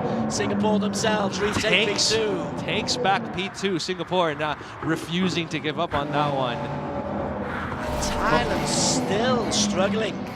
What is going on with the Thai boys? I thought that this home facility would really suit them. You would kind of figure that it would be like a home court advantage, but also maybe there is that added pressure of like everybody here knows who you are. I don't know, maybe for some people that's something that kind of deters them from performing their best, but who knows? You know, I mean, while they haven't performed absolutely at their peak for qualifying, maybe they'll do a little bit better on the race, maybe they have their strategy a little bit better than everyone else.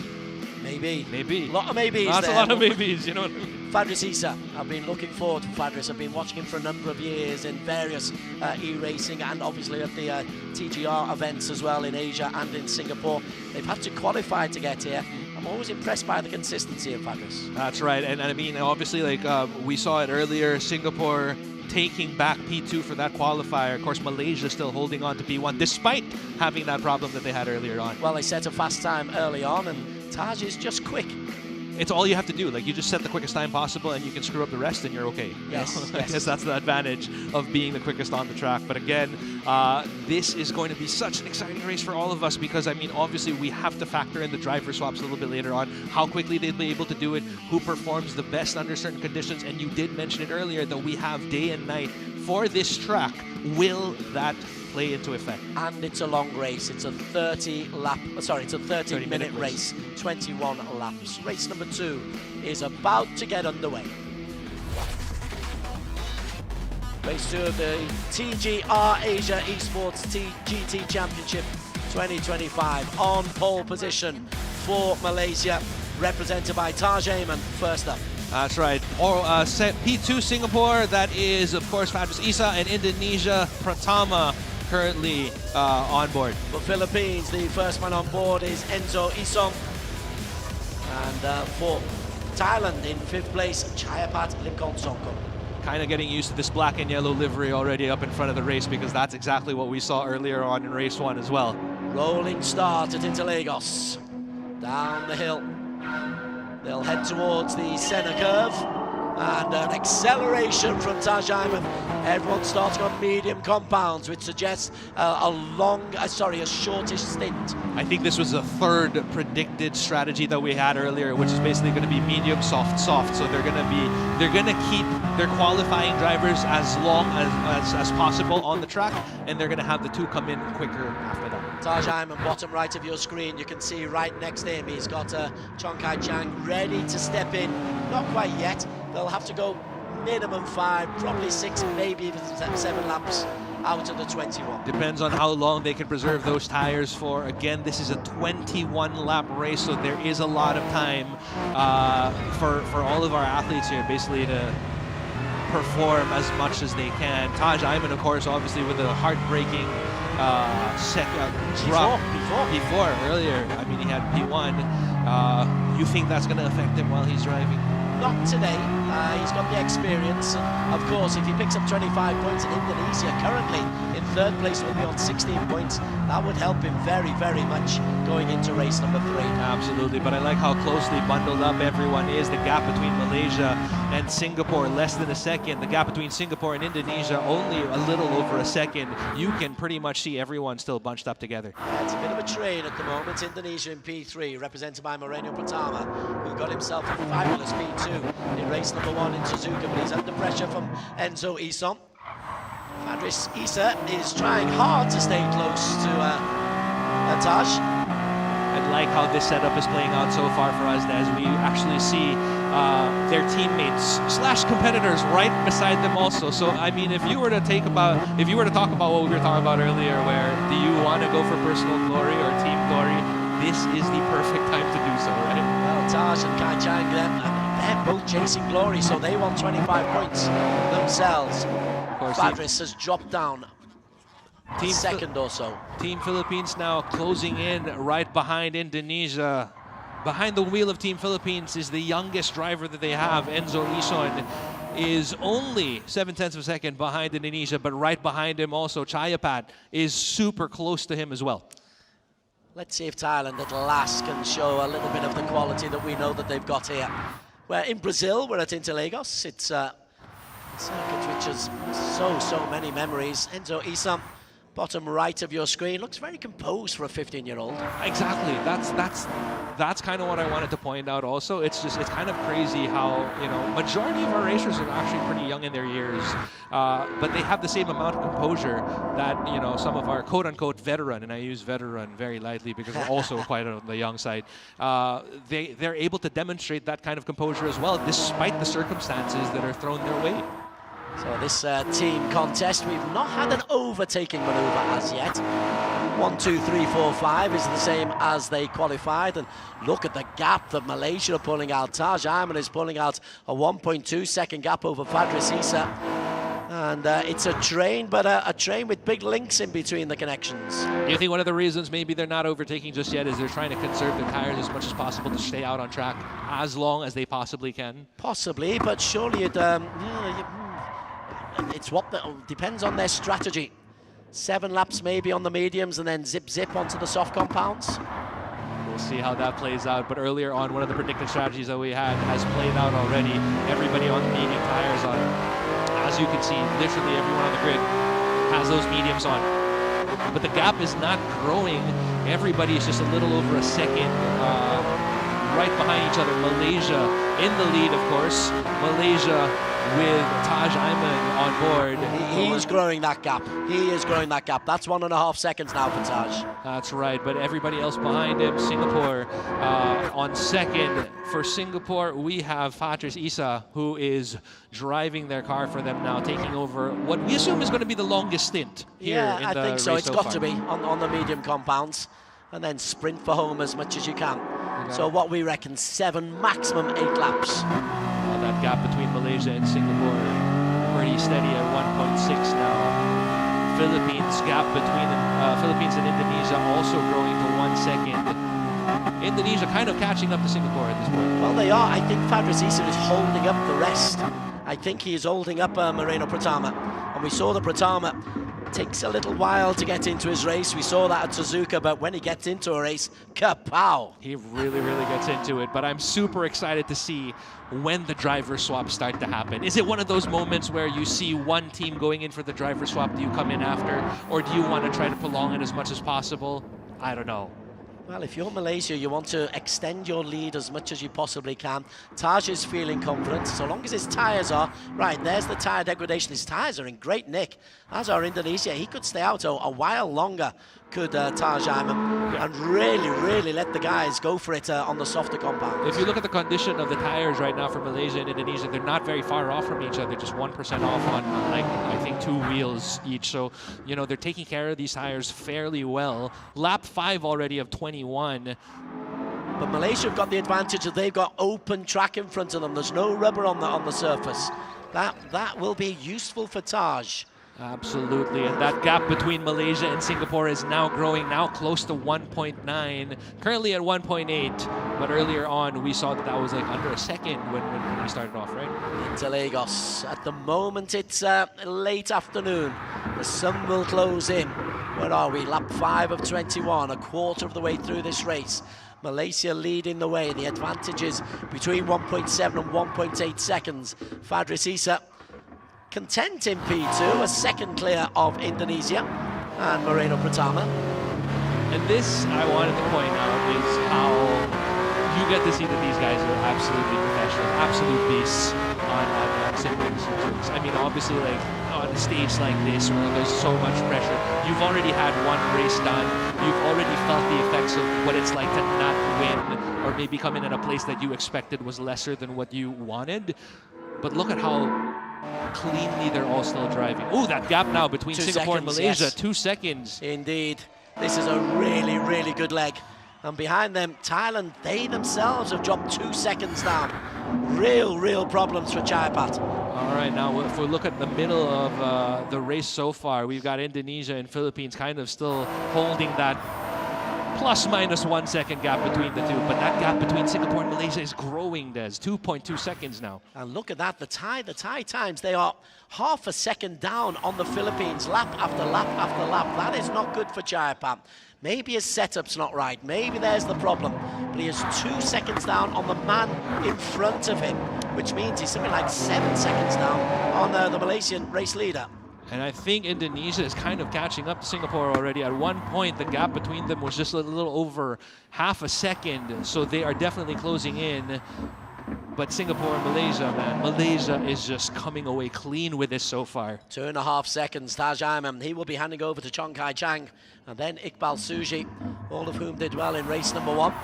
Everyone going on these medium compounds, so that's understandable. And for Andika Rama, of course, after Miranda Pratama, and for Indonesia rather, Miranda Pratama currently there. He will hand it off to Andika Rama. Will we see a driver swap anytime soon? Lap 7, we're on to lap 7. Tires are still holding up pretty all right. Yeah, it's not a case of tire degradation, but it's maybe a case of how much you want to push it when you go onto the soft compounds. Absolutely. So we're currently looking at the tire conditions of Singapore and Indonesia, not very far off from each other. Of course, currently 2 and 3. Singapore leads Indonesia with a 1.2 second gap so far. Gino Killamore and Des Corkill with the analysis and commentary of a fascinating team race. Team races are always much fascinating in terms of the teamwork and the tactics. The strategy behind it. Yeah. Normally, though, it's an endurance race. It's not a 30-minute sprint. That's true. So this kind of throws a wrench into things. But one of the things that I will say that I do really enjoy about individual races is just the amount of cars that are on the track. And I mean, obviously, eventually, it kind of backs up everyone, and there is a lot of commotion that goes on. If you'll see, for this race, because there are only 5 cars, everybody's pretty much driving as cleanly as they possibly can, and the gaps between them haven't grown by a ridiculous amount. I'm just going to contradict you there, because Malaysia are now 2.8 seconds clear. They are lap on lap on lap, adding a tenth, maybe 2/10 of a second. That is the consistency that we were talking about earlier, and how important it is when it comes to racing. Because I mean, while it's not phenomenal and it's not like a huge margin, if you add them on as the time goes by, it is. There's consistency. Lap 5, lap 6, lap 7. You're just adding a half a second, which tells you that the tyres are degrading. Maybe this is the lap. After this lap, Taj will come in. You can see just over his left-hand shoulder, that's Chong Kai Chang, waiting to step in.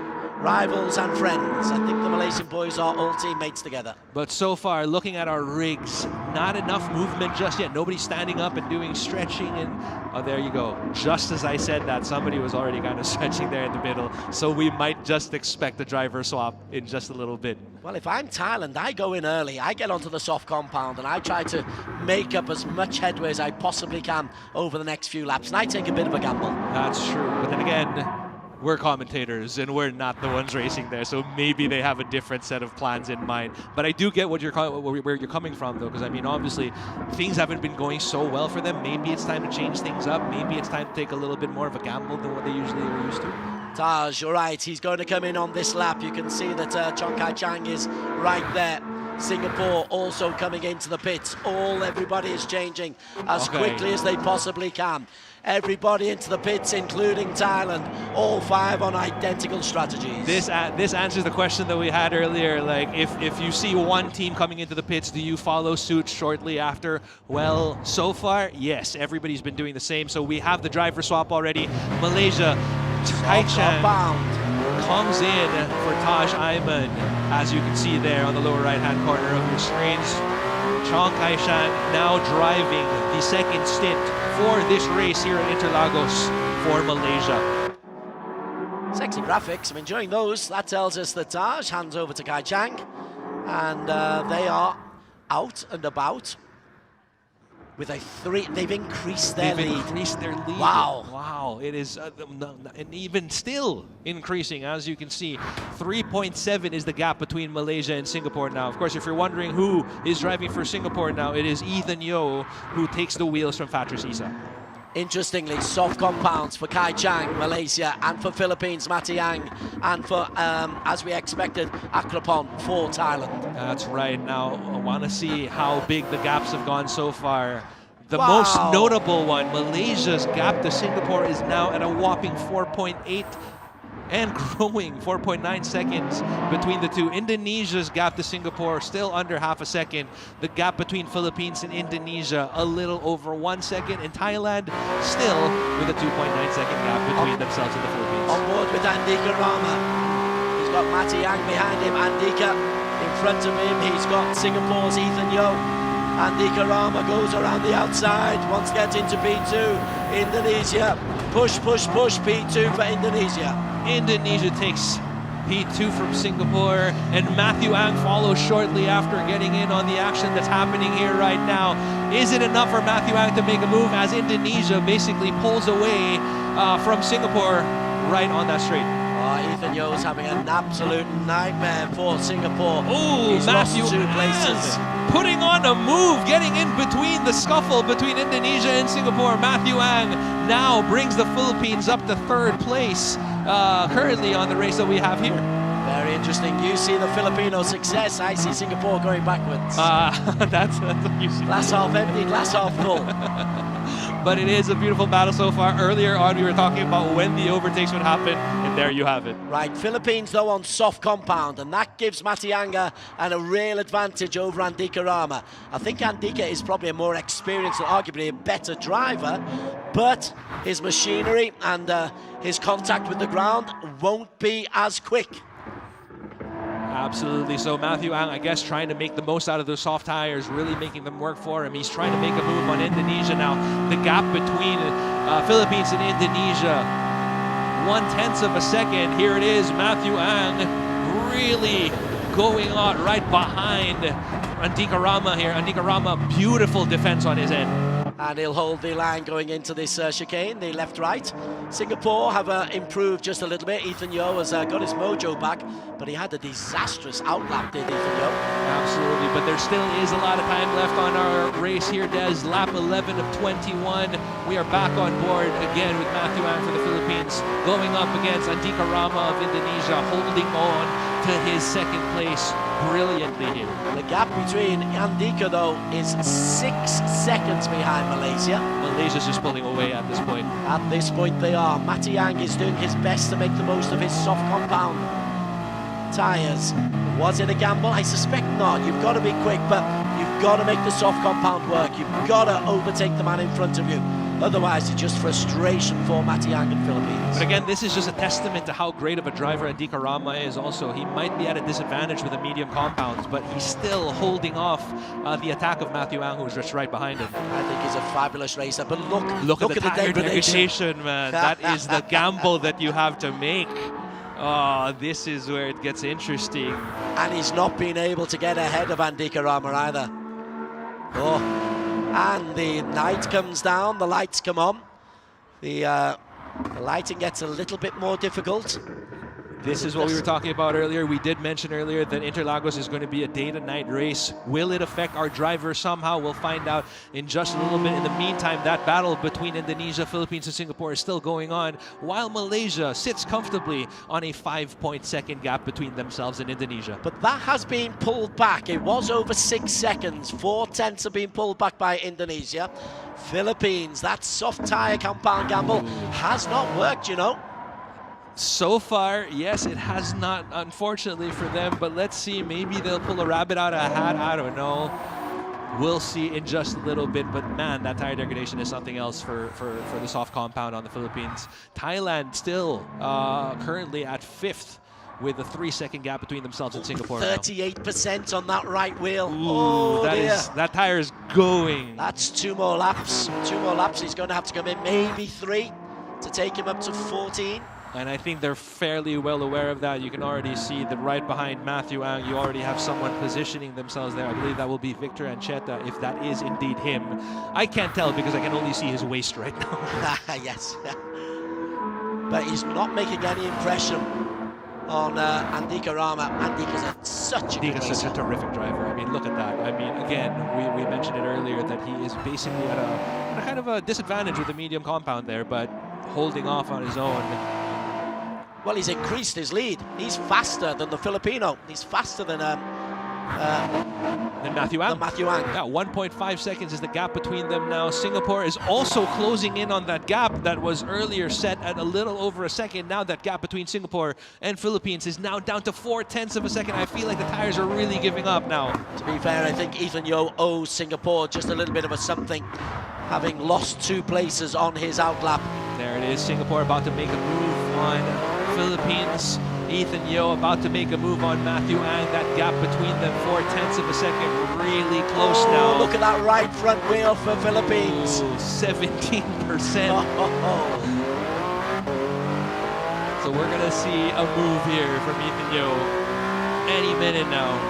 And I get the feeling that Team Philippines will also be coming in for a pit stop anytime soon. Gap between Singapore and Philippines, half a second. The gap between Indonesia and the Philippines now grows to almost 3 seconds. There Malaysia. is pit stop for Malaysia. Pit stop for Malaysia. And they are going soft compound once again. They're going to say, let's last for 7 more laps. Indonesia out on the track are the race leaders. Singapore stay out. Philippines, quite rightly, come in. With the 17% left on that tire. Yes, I believe that was the right call, which means for Malaysia, it will be Iqbal Suji taking over the wheel for Malaysia. Indonesia and Singapore so far still staying out, not doing the pit stop just yet. Currently in pit, Malaysia, Philippines, and Thailand. Andika Rama might stay out 1 more lap, you know, because look at that. He's got such good grip on that tyre, on those front 2 tyres. It's always the right front tyre that's caused the main degradation. There's a lot of right-hand turning for these guys. But Andika Rama has raced so well. It wouldn't surprise me to see him stay out until lap 16. Andika Rama basically putting on a masterclass of how to preserve your tires to the maximum potential, really staying on out there. And imagine the amount of time that he gets to lead out this. The gap between Indonesia and Singapore is now 3.3 seconds. The gap between Singapore and Malaysia, 18 seconds. But now. Malaysia have served their 2nd pit stop. Yeah. They have got this to come back. So Singapore in P2. Malaysia already on its final driver at this point. Yes, final driver. No so more Malaysia pit with Iqbal stops from Suji. them, as long as they can make the tires last all throughout the rest of the race. Again, we are doing 21 laps here at Autodromo de Interlagos in Brazil. It is nighttime already. When we started this race, Des, it was still morning. It was still yesterday. Indonesia and Singapore still out there without the pit stop just yet. The gap between Malaysia and Philippines is now 7 seconds. The gap between Philippines and Thailand, 5 seconds between the 2. Right, this is worth staying out. Iqbal Suji is back in the cockpit for Malaysia. Here's the 3rd driver. He's the final driver. Ethan Yeo is still out there for Singapore. Andika Rama, when is he going to come in? Ethan Yeo might stay out as well because he's looked after his tyres. After that awful first lap, he's driven pretty well. So far, Indonesia and Singapore really know how to take care of their tires. I mean, I think they've been, is it 7 laps now for Indonesia? Yeah, 7 laps. They came in on 8. Yeah. As for Indonesia, well, oh, it's a 1 second. Oh, maybe those tires are going now down. Oh, there for it Andika. is. Yeah. You kind of see it already. Again, like what you mentioned earlier, it's always the right side of the car that, you know, where the tire degradation suffers. And fuel problems as well for Indonesia, just 15% left. All right, so I'm assuming that we're going to be seeing them come into the pits real soon. Beautiful run, though, from Andika Rama. And Iqbal Suji now is who we're watching currently for Team Malaysia. Currently 3rd out on the track, but that will change when the pit stops are made. If the pit stops are made. Andika's... Where is Andika Rama? Are they staying out? He's staying out, you know. He's staying out. They're really trying to milk the most out of this. Or are they going to go for softs? Yeah, that's what I'm thinking. Yeah. Soft for the last 5 laps, a 5-lap sprint. Indonesia. Well, I tell you what, Indonesia are staying quick. They're staying quick. Look at that consistency from Andika. Despite the tire degradation, and I feel like, okay, so far we've seen Malaysia, Philippines, and Thailand basically go out on the medium, go to soft, and then medium, right? And then we have Indonesia and Singapore who might just go with on soft. fresh soft to be able to really give it a burst. Yeah, because we're already on lap 16 and 21, so I guess we're going to see how that plays out for them. Is it a big gamble? I think it is. Is it going to be worth it? I think you've got to. I think if you're Indonesia, you don't want to give up the chance of another 25 points because it's only 3 rounds. We've had 1 round already. And it benefits all drivers. All drivers of the country get the 25 points if they end up on first place. So, I mean, obviously, while this is also an individual competition, this benefits everyone ultimately. Indonesia still staying out there. Malaysia third. Right, Indonesia into the pits. There you go. Finally with a pit for Indonesia. Singapore rather, also comes into the pits. And so this means your leader out on the track should be Iqbal Suji. Should be. Depends on how quick Indonesia's change is. Well, he will still come out in second, but then he'll be on soft compound tyres.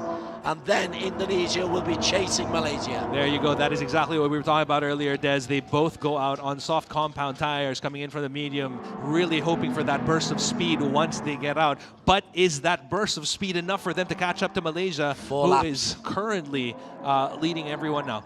But what's the difference? What's the differential? We'll find out now. Philippines are 6 seconds down. Farisi, 5 seconds, 5.5 seconds to make up in 4 laps. Zulkifli comes in for Singapore. A second a lap has got to be made up. Pretty close to each other. Indonesia 5 seconds behind Malaysia. Philippines 3.2 seconds behind Indonesia. Singapore 1.5 is the gap between themselves and Philippines. And Thailand comes out with a 3.7 second gap between themselves and Singapore. Fascinating finale. All important for both the individual and the team championships. We've got a few more laps here at Autodromo de Interlagos. The lights are completely out right now. It is nighttime here in Brazil.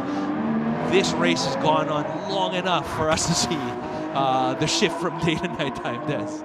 Certainly has. Malaysia leading. That lead is coming down rapidly.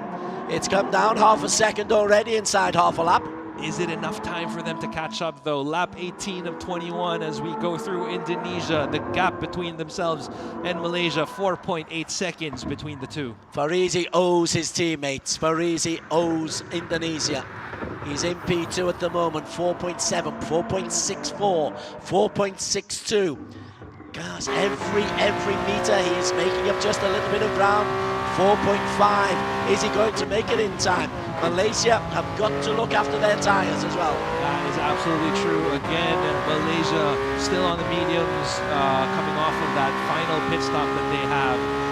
3 more laps to go for them. That gap between Malaysia and Indonesia is 4 seconds. The gap between Indonesia and the Philippines grew a little bit. 5.4 seconds now is the gap between them. Singapore closing in on the Philippines. 1.4 seconds. Thailand holding steadily with that 3-second gap between themselves and Singapore. Thailand still only 11 points. 25 points for the winning team. 20 for second. 16 for third. 13 for fourth. 11 for fifth. They could have a big bearing on the individual championship. Can Farisi catch up? 4 seconds inside 4 seconds, 3 laps to go. Gap between them getting closer and closer. The question is, again, at the end of the day, will it be enough laps for him to be able to cut that lead short? Time. Ooh, Singapore really closing in on the Philippines now. 0.7 is the gap between them, and Philippines, the gap between Indonesia has grown to 6.6 seconds. Well, that soft compound idea really is working for both Indonesia and Singapore. Seems to be working. Will it be a successful transition? For Singapore, it is Jared Zulkifli Yikai who is closing on the back of Victor. Jared Zulkifli really right behind Victor Ancheta now. That gap between them is 0.3 of a second. Earlier on, it was a little over 1.5. But again, the soft compound tire gamble really working out for Singapore and Indonesia so far. Indonesia gap between Malaysia is also getting shorter yet again as we go through lap 19 to 21. Only 2 laps to go though. I know. They've got to make up 2 seconds, a second and a half a lap. Singapore, have a look. That's Jared. Victor Ancheta shuts the door on that approach from Zulkifli, though, but does he have enough But to Jared, defend? Jared can take his time because he's got the pace. He's got the just pace. has to wait. He just needs one moment. He just needs to wait until the start-finish line because he will get that pace. He's got the tires. He has enough time, I think. Lap 19 of 21. We'll see in just a little bit. But look at that gap between Indonesia and Malaysia. Again, it's getting closer and 3 closer. seconds. Woohoo! But so far, being that it's already lap 20 of 21, I don't think that it's enough time unless something monumentally wrong happens for Malaysia. Okay, Singapore making their move. This is Jared Zulkifli. Looks on the inside, then has a look on the outside. Desperate defending from Victor. Victor Ancheta says, you're going to have to go around me. You may be quicker, but I'm not going to give this to you. I'm not going to make it any easier for you. That's, I suppose, Filipino fighting spirit there. But look at that. There you go. Singapore ultimately takes the place from Victor Ancheta as Singapore, with the soft compound tires, pulls past Victor Ancheta of the Philippines. That's worth 3 additional points for them in the overall championship standings. That's useful for them. Right then, Singapore in P3, Philippines 4, Thailand, sad to say, a long, long way out of it. We can focus once again, I feel, on P1. Look at that, Des. This is what we were talking about earlier. Indonesia now 2.5 seconds, 2.3 seconds behind Malaysia. So that gap between them is getting shorter and shorter. But unfortunately, the time that we have on this track is also getting shorter and shorter, as we are currently on lap 20 of 21 here at Brazil. You can almost hear Farizi saying, I'm behind you. I'm coming for you, my friends. Iqbal Suji, though, calmness personified in the inset window. But if Iqbal Suji were to hear that, he's probably also saying, you don't have enough time. That is the problem that we have here. Given maybe a few more laps, but currently, look at that lead. Earlier on, that was a little more than like 6 seconds, and now it's down to 2.3. Right then, we are on the final lap. Ooh, a little bit of an indiscretion there coming in from Malaysia, but Iqbal Suji will take this home, and Malaysia are going to pick up 25 points. Every single person in Malaysia and Team Malaysia, so that's 25 points for Taj Aiman, Chong Kai Chang, and Iqbal Suji when they cross that line at first place. 2.3 seconds is going to be the final margin. I think Indonesia have decided enough is enough. I've given it as much of a chase as I can. No, they're still going to try and chase it down, try and make it as tight as they possibly can. But I believe that gamble between, with the soft compounds at the very end, kind of paid off for them. There it is. Malaysia come through, and Malaysia down the home straight to take the victory. That black and yellow livery getting too comfortable up in front. Race 1, that is exactly what we saw. Malaysia comes away with the victory here at Autodromo de Interlagos. 25 points for each and every single driver there for Malaysia. Well, you can see the Malaysian boys getting out of their seats. They've done a really good job, from Taj, who set the fastest time in qualification, right the way through. A proper team effort from a really good team. You know what I really like about this race, Des, is that, while they're all celebrating right there, it's like, yay, we won 25 points. But later on, you're back to, we're back to competing against each other, right? All right. Later on in 5 minutes time. Exactly. So that's what really makes it interesting. But again, this is great news for everybody. I mean, at least for Malaysia, 25 points for each and every single one of them. And beautiful, beautiful driving from all of them. Confirmation of the results. Malaysia taking this. They don't get the fastest lap. Indonesia pick up the 2 bonus points for the fastest lap. That could be fascinating. Absolutely. That's 22 points for Indonesia. All 3 of them. 25 points for Malaysia. Wow. That's right. So that fastest lap really does play in a pretty big factor when you put it all together. Singapore obviously comes in at 3rd. Philippines comes in at 4th. And finally, Thailand rounds things off at P5. Well, fascinating. I enjoyed that one. I know, right? That was, again, and it's so exciting to see how the driver swap started happening. And you could basically see, I think at that point, as a driver, you'd also be like, yo, sub me in, put me in, get me in on this race. Cheers all around for Malaysia happening downstairs. Okay, as darkness comes down over Brazil, I think it's still light outside this Toyota Alive space that we are hosting this 6th TGR Asia Esports GT Championship 2025. And that was a good time for Malaysia, but that fastest lap, those 2 bonus points for the fastest lap, could well be crucial for Indonesia. Absolutely, and not just for Indonesia, but for the individual drivers themselves a little bit later on, because I mean, obviously we still have an individual race that is happening in just a few minutes. But again, that bonus 2 points really plays in a huge factor a little bit later on. Did Andy Garama stay out 1 lap too many? Ooh, that is a good question, but he was really able to, preserve those tires, milk the most out of his tires as much as he could, right? So that is an amazing display, but these are some of the questions that we'll never really be able to answer. Like, was it worth it to stay out a little bit later on? Should I have swapped in? Who knows, right? One person who can ask those questions, we're going down to get some post-race reaction. Victoria Cheng, our fabulous hostess, is down to get some post-race reaction from the team event at the Esports GT Championship. I'm here with Team Malaysia. Now, this was truly a team race.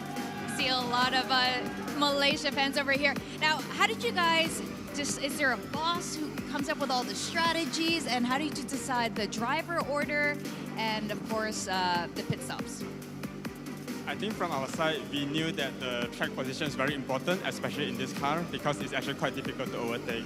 So last night, the 3 of us actually had a late night discussion in one of our rooms, and yeah, so we tried to discuss our strengths and weaknesses from each of us, and that's how we come up with this strategy. Okay, so there's no boss here. This was teamwork. Yes, definitely. All right, well, Taj, you opened up the race. How important was your job in setting the tone for your team? Yeah, for the starting, yeah, it's really important to do the qualifying. So yeah, we discussed last night whether Iqbal and Kachang on me. So I decided to do the qualifying. So it's really important to give a good position for starting off first. So we try to maintain the pace, and throughout from there, we try to strategize as well for the strategy on the race. Well, I want to ask you, who do you think is the most calm and who's the most chaotic on your team? To be honest, Kachang and Iqbal, they all are really calm. We really do strategize and we talk through and everything. Like, I think props on them, which really do give the hard work on this in second race. So yeah. And Iqbal, you had to bring it home. How much pressure did you feel in the final laps? To be honest, not really so much, because due to the teamwork of my friend Taj and Kai Chang, they did a splendid job in their stint 1 and stint 2 respectively. So the gap they put up is tremendous to the team behind. So for me, it's just about sending home, making sure that I stay within my limits, but trying to push as well to see how comfortable I am. And luckily, because of their efforts, we were able to get a very good win for round 2. Yeah. Nice. And Chongkai, how did you feel about the handover, and how do you were in the second driver spot there. How do you keep the momentum going? Yeah, I think that's actually part of our strategy, where we want to ensure that we have as much clean air as possible. So as we can see, right, the other teams, they were trying with medium, soft. But from our side, we were thinking, since we are ahead, might as well just do soft at the second stint so that we avoid all the chaos together. Well, you guys certainly, teamwork definitely paid off. Now, you heard earlier from Team Indonesia, you guys were the ones they really had their eye on as one of the toughest opponents here. Do you have anything to say to Team Indonesia? I think like everyone who's joining the race, maybe I can say. Rama, kasih datang Rama.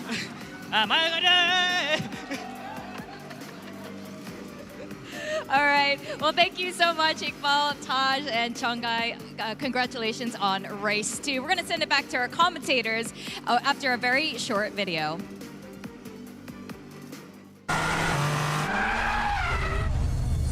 トヨタガズーレーシングの精神、それはトヨタのモータースポーツの歴史から紐解かれる。2人の開校により GR ブランドの軸となる理念が形作られていった。走る、壊れる、直す、そして強くなる。これを繰り返し開発するエンジニア自身も変わってまいりました。モータースポーツを起点としたもっといい車作りのスタート地点に我々はようやく立つことができました。プロドライバーと共にひたすら走り込みを重ね作り上げた GR ヤリスをはじめ、壊しては直しを繰り返して得られた知見と経験からモータースポーツの DNA を受け継ぐ車が数多く生み出された。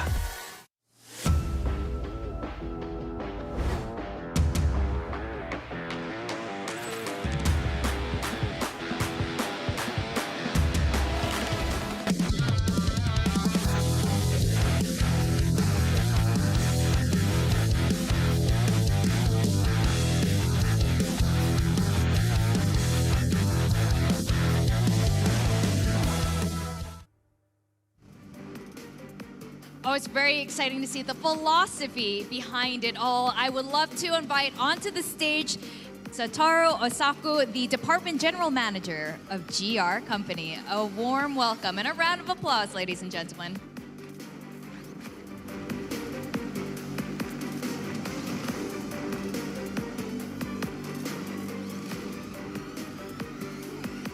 And welcome. The GR philosophy is about making ever better motorsports bred cars. Can you tell us a bit more about this philosophy? Okay, the concept of developing the ever better car through motorsports has been the part of Toyota's DNA since the very beginning. In fact, our founder, Kiichiro Toyoda, spoke about this as early as 1952.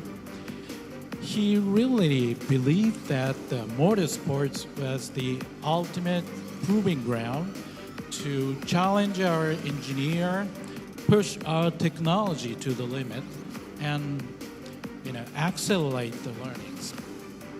In 2007, Akio Toyoda, known under the racing name Morizo, formally launched our Toyota GAZOO Racing with a clear mission to build a ever better car through motorsports. And that environment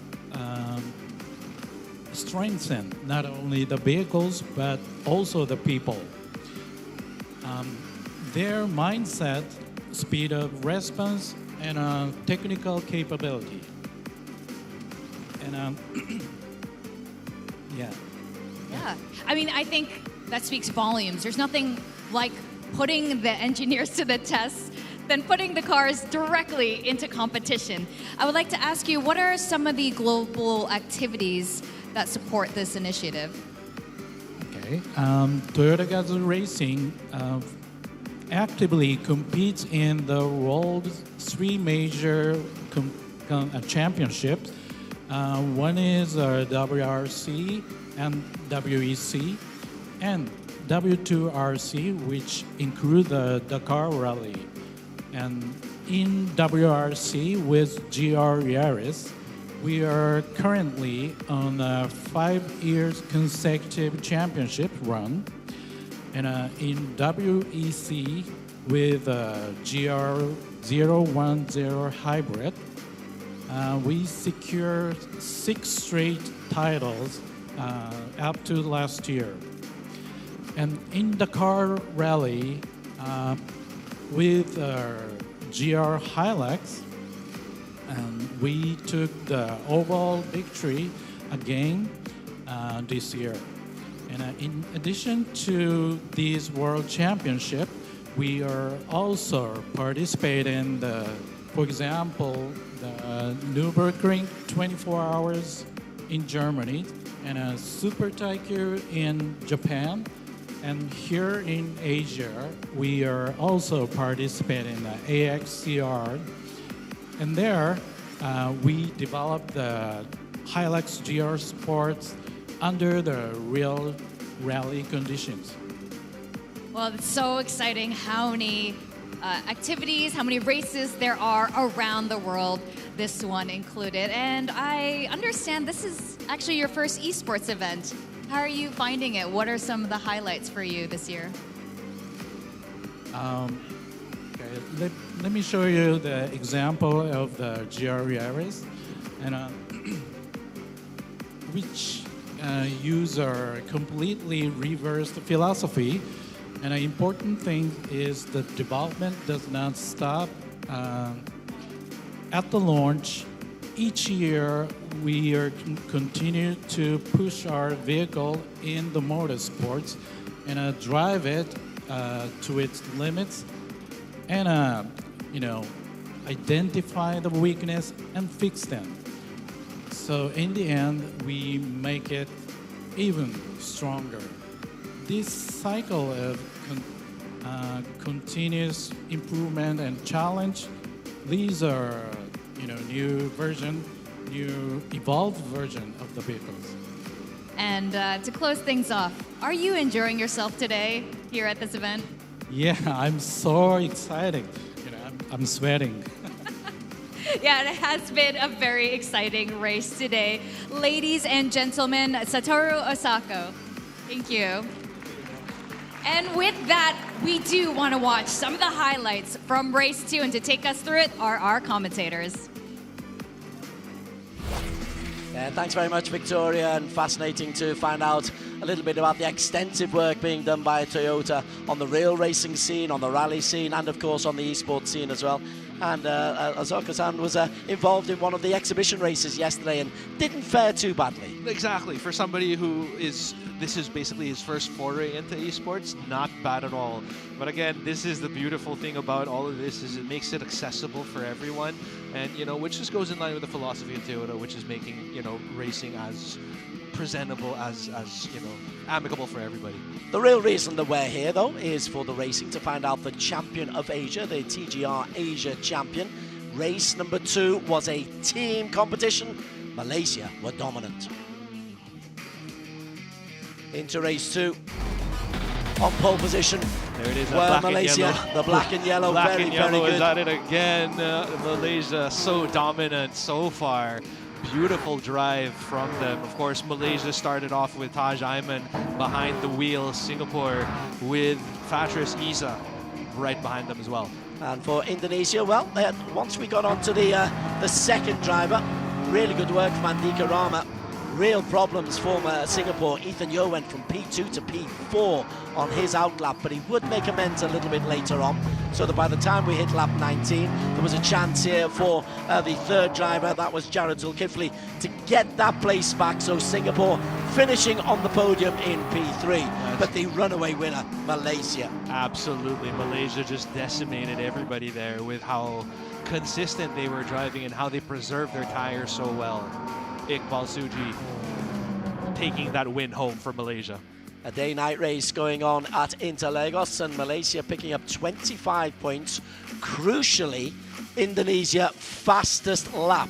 So 22 points. It's not a 5-point massive victory for Malaysia. It's just 3 points. And that has huge implications on the individual championship. Absolutely. Singapore coming in at third, clenching 16 points for Fatris Isa, for Ethan Yeo, and Jared Zulkifli. The Philippines comes away with 13 points for Victor Ancheta, Enzo Ison, and Matthew Ang. And finally, for Thailand, Thanapat, Chayapat, and Akrapon all getting 11 points off of that race too. Very frustrating for Thailand, though. I keep expecting them to produce something special. They've got one more race to try to do that, but they've already got 2 champions performances behind them. They're not going to get one this year.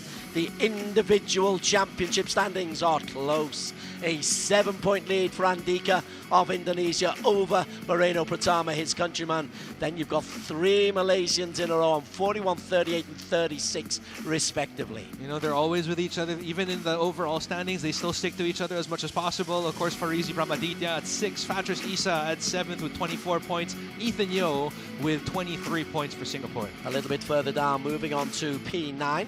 And this is where the Filipinos make their first involvement. 13 points and 9 for Enzo Ison. Then you've got Thanapat. Then Jared Zulkifli on debut. A good 16 points for him. He's on 20. Mati Ang and Chayapat 18, 17. Victor Ancheta 16. And Akrapam bottom of the pile on 15. It's a very talented pile, but you don't want to be bottom. Right, that's the individuals.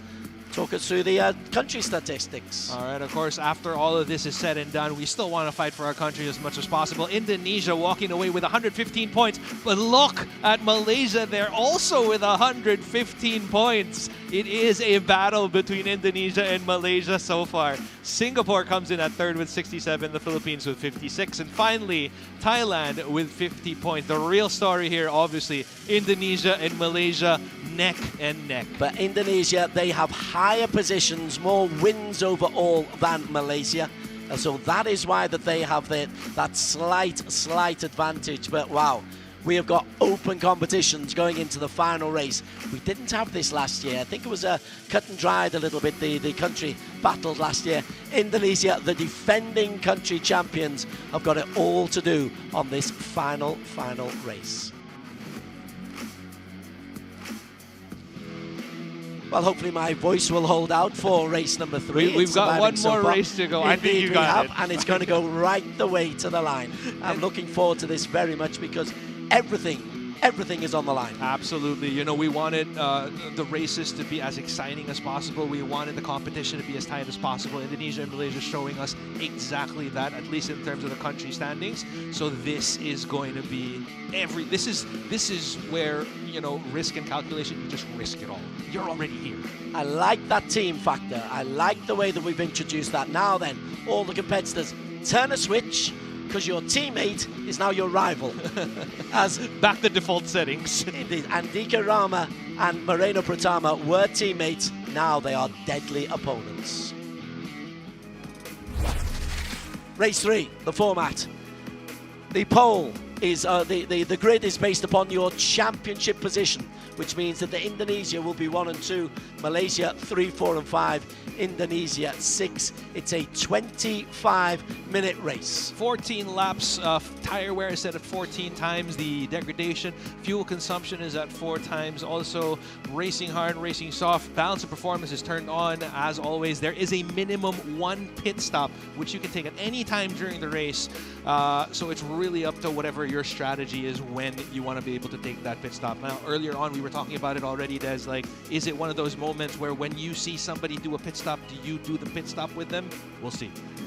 Well, we've got everything else wrong so far today, so let's not make that prediction. You must also, at one stage, either use a medium or racing hard compound during the race. So you can't go soft, soft, soft. Absolutely. You've got to put a harder compound in, which will make life interesting.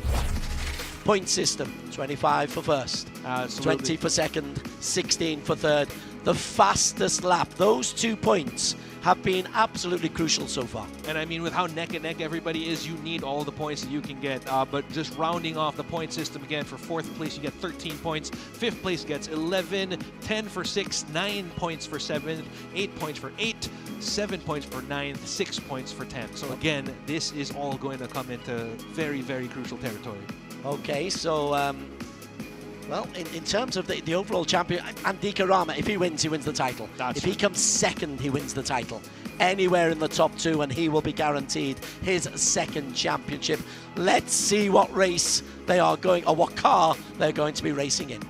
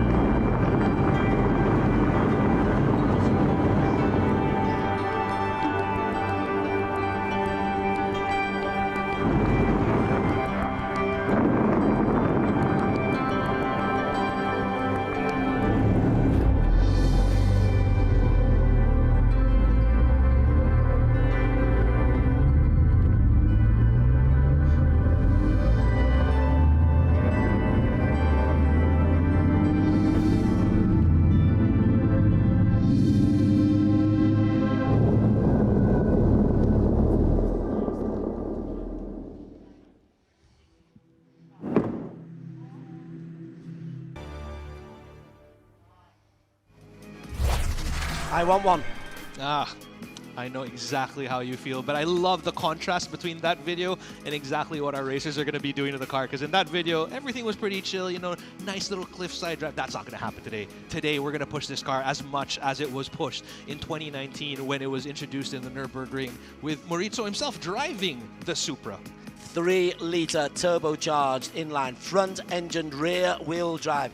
I always feel the rear-wheel drive causes some problems. It's just a different mentality. The power comes not from where you expect it to. Absolutely, but it is such a joy to drive, like especially when it kind of fishtails a little bit. That really makes you feel scared. How much power. I was going to say how much power is behind the car, but yes, scared is also one of the terms that we can actually use. 394 of brake horsepower there, 587 Newton meters of torque. And what's really interesting is this car is not even that far away from the stock car. Okay, where are we racing? It's another classic track. I like the selections for today. We've had Suzuka, we've had Interlagos, now we've got Watkins Glen. We're back to a clockwise direction. Another real world circuit.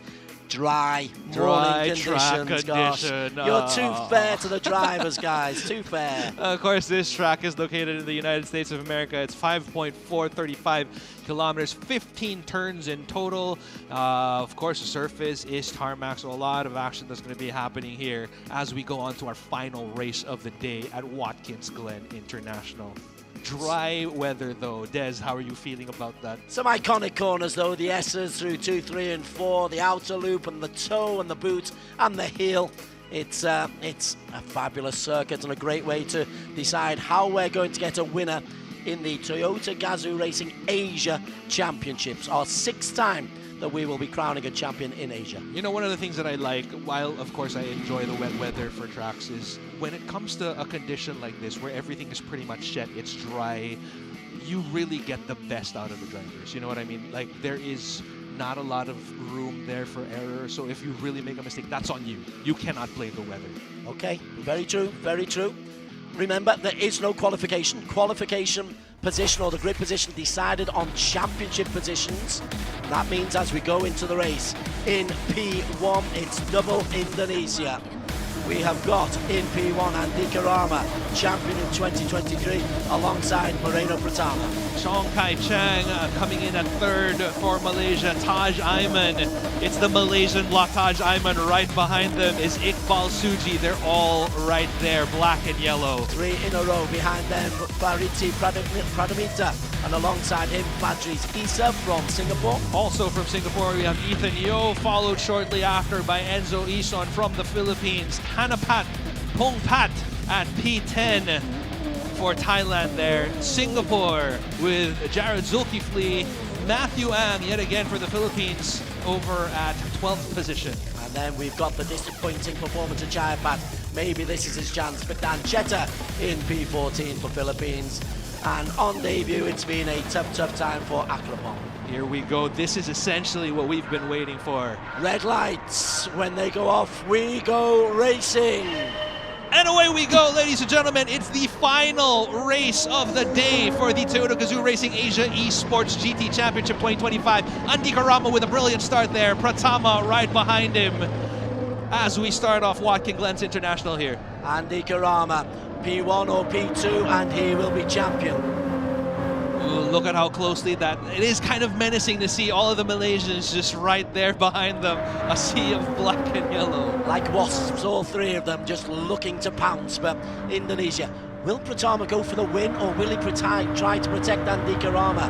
Because if Pratama wins and Andika's second, Andika wins the title. But look at this, Kai Chang! Kai Chang squeezing in behind in between Andika Rama and Pratama there, Kai Chang, but he might just lose out on that position again as Pratama goes closer to Kai Chang. But Kai Chang pulls away the gap between them. 0.3 of a second. Andika Rama running on clean air in front of everyone else now. Andika Rama, bottom right on your screen. He got off to a fabulous start. Also, look at that Moreno. Squeezed out, was he? Taj Aiman is trying to make a move on the inside. Kai Chang makes a move on Andika Rama, but Andika is as cool as you like. Look at this Malaysian train now, squeezing in between Andika Rama and Fadris Issa. They are now in between the 2 contenders. Kai Chang at 2nd, Taj Aiman 2/10 of a second right behind them. Fabrice Issa has made a fabulous start as well. The Singaporean's got himself up into P4, but the story is all about Andika Rama. You've seen Andika Rama drive before. Do you think he has it in him to be able to hold off this assault from, the two Malaysians right behind him? Absolutely, that's the sad thing. You wish there was a little chink in the armour, but there isn't. He's such a wonderfully composed racer, and he can even afford to let one go by. In fact, he can let both Taj and Kai Chen go by and win, and I think that'll be in his calculations. Absolutely, but this is a very, very close battle as we go into the second lap here at Watkins Glen International. 14 laps in total. Kai Chang really closing in right behind Andika Rama, but look at Andika Rama. Look at how composed these two actually are, considering they are ahead of everybody else. And of course, you have Kai Chang trying to chase down Andika Rama. Andika Rama, of course, trying to hold off Kai Chang.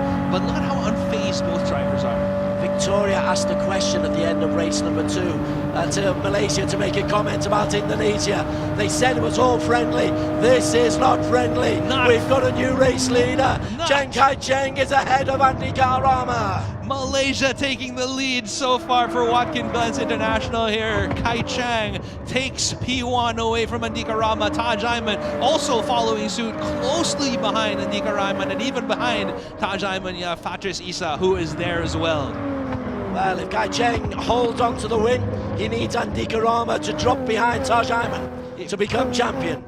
Des, if this is friendly, I'd hate to see what enemies are like, because this is a very serious competition that they've got going on right now. Kai Chang looking good as well, and Taj just comes on the back there of Andika Rama. Kai Chang now with a half a second gap between himself and Andika Rama. Taj Ayman closing in right behind Andika Rama. That gap between them is only 2/10 of a second, so that might unnerve Andika Rama a little bit, but we've seen him perform well under pressure. Let's see. Everybody on hard compound tyres. There must be a pit stop, so they'll go as far as they can, I think, on these hard compound tyres, and then a sprint for the line. Andika Rama in 2. Look at this work from Fabrice Issa. Look at how closely Fabrice Issa is tailing Taj Ayman here, while Taj Ayman is trying to close in on that gap between himself and Andika Rama. Fabrice Issa, only the gap is 1/10 of a second, close enough to actually be within Bluetooth audio device of each other. Fabrice goes through into P3 on the outer loop. He takes the inside of Taj Ayman. Taj loses rag just a little bit, loses a little bit of composure. Fabrice Issa living up to the promise I've seen in him for many, many times, and Taj takes a penalty. Half a second penalty for Taj Ayman. Of course, that's going to hurt him, but there is still a lot of time left on this race here today. Lap 3 of 14, but a beautiful move on Fabrice Issa there against Taj Ayman, who now drops down to 4th place. The gap between Fabrice Issa and Andika Rama, 6/10 of a second between the two. Yeah, it's not much. Kai Chang has just been able to grab a lead of about 7/10 of a second. Taj is coming back. He was bruised by that work from Fabrice Issa. Absolutely, and while all of this is happening in the middle, the back of the pack is also very, very close to each other. Look at the gap between each and every single car. There's only one person who is gapped by over a second right now, and that is Pratama, who is right behind Taj Ayman. Everyone else has less than a second gap between the cars. Interestingly, Tanapat has made a move up into P6. He's on the medium compound. He's got himself ahead of Faridzi. We are on board though here with Taj Ayman. Looks backwards, Taj, at Pratama, who was pushed away from P2 down to P5 and is beginning to make a comeback.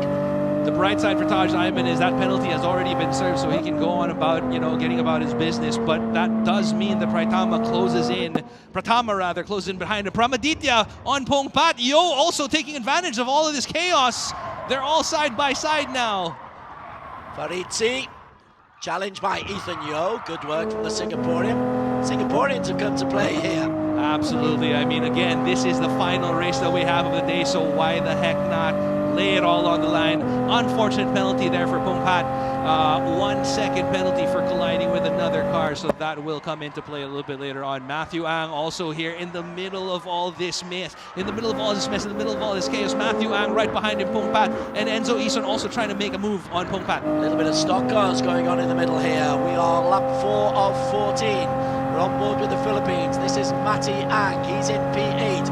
looking backwards towards Tanapat Pungpat. He's in P9. Beyond them, you've got Ison trying to make a move, and also Zulkifli trying to make a move for Singapore. He's in the red, tries to get an angle, tries to get a drive. Has he got enough? No, and he's going to have to slam on the brakes. Not just yet, but maybe a little bit later on. But obviously, like, look at how closely our competitors are to each other. Oh, there you go. Matthew Ang goes past Ethan Yeo. Matthew Ang now takes 7th place. Ethan Yeo drops down to 8th place. But Matthew Ang is, of course, on the medium compound as well. Yeah, that's good from Matthew Ang. How long will the guys on medium compound stay out? None of them are really in the championship race. Iqbal Suji, what a nightmare Iqbal's had. He's down in P11. Oh no, unfortunate for Iqbal Suji. But like looking at the front of our grid now, Kai Chang still within that less than a second gap between himself and Andika Rama, still not really being able to break away just yet, but is still pretty comfortable there. We'll see also the amount of tire degradation that has occurred so far for our cars, and some of them will have to definitely pit. Isan has just squeezed through into P9. He got in ahead of Tanapat. Beautifully done there. Matthew Ang now up to P6, but again, he is on the medium compound. Oh, gets pushed off a little bit by Pramaditya there, and he drops Matthew Ang on 6. Pramaditya takes it away from Matthew Ang. Pramaditya now on 6th place. That was a bit of bullying there from Pramaditya on young Matty Ang. And Ang then finds he's not got the right line, and Ethan Yeo's trying to go around the outside, and Matthew Ang is actually going into the pits. First of the pit stops, and Tirapak goes into the pits as well.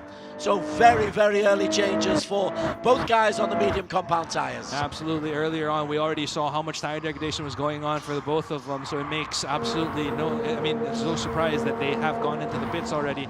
But will this tactic pay off? Ultimately, we'll just have to find out a little bit later on. Meanwhile, Chong Kai Chang also still with that 0.8 of a second gap between himself and Andika Rama, holding off brilliantly so far. Patrice Issa is also managing to hold on to P3, but look at the lines that Kai Cheng is taking through there. That's beautifully done. Absolutely, but look at the tire degradation as well. I feel like a little bit later on, they're going to have to come into those pits as well. Right, maybe in the next 2 laps, I would say. Well, where are they coming? They're coming round to the boots. There's the chute, the boot, the toe and the heel, and then they'll hit 9 and 10. So this is a very intricate part of the circuit that they are coming. I missed the tire degradation there for Kai Chang. And now Kai Chang, for the first time since he took that lead, grows his lead against Andika Rama to just a smidge over 1 second between the two of them. Terrific drive from Andika Rama in P2. Only P1 or P2 and Andika Rama will be champion. Absolutely. So obviously there is a lot of weight in this race coming in. It is the finals after all, but I really want to see, here we go. We're also showing the tire degradation, and that is happening. Andika, 29% on that front left tire. For Fatres Isa, 25% on that front left tire. Basically an indicator of a little bit later on, they do need to make that pit stop. I love the graphics on the track. You can see here where the rubber's just been left, and so it's off the racing line. It doesn't impact, but great reality here. Ooh, Taj Ayman, 21% on that front left tire. He's going to have to come in pretty soon. Going to have to. That's on the hard compound as well. Yeah. Only lap 6 of 14. So if they go on to, well, is it going to be a hard one-stop system? I would think so, because I mean, obviously, lap 6 of 14, we're not even officially halfway through the races yet, and they've already eaten up through their hard compounds. We'll see how that plays out. Matthew Ang comes out again on the medium compounds. Okay. Earlier on, it was Matthew Ang and Hong Pat that came both on to the medium. pit. Both on medium, yes. And Jetta's on medium compound, right? Yeah, you're going to have to go into the pits now.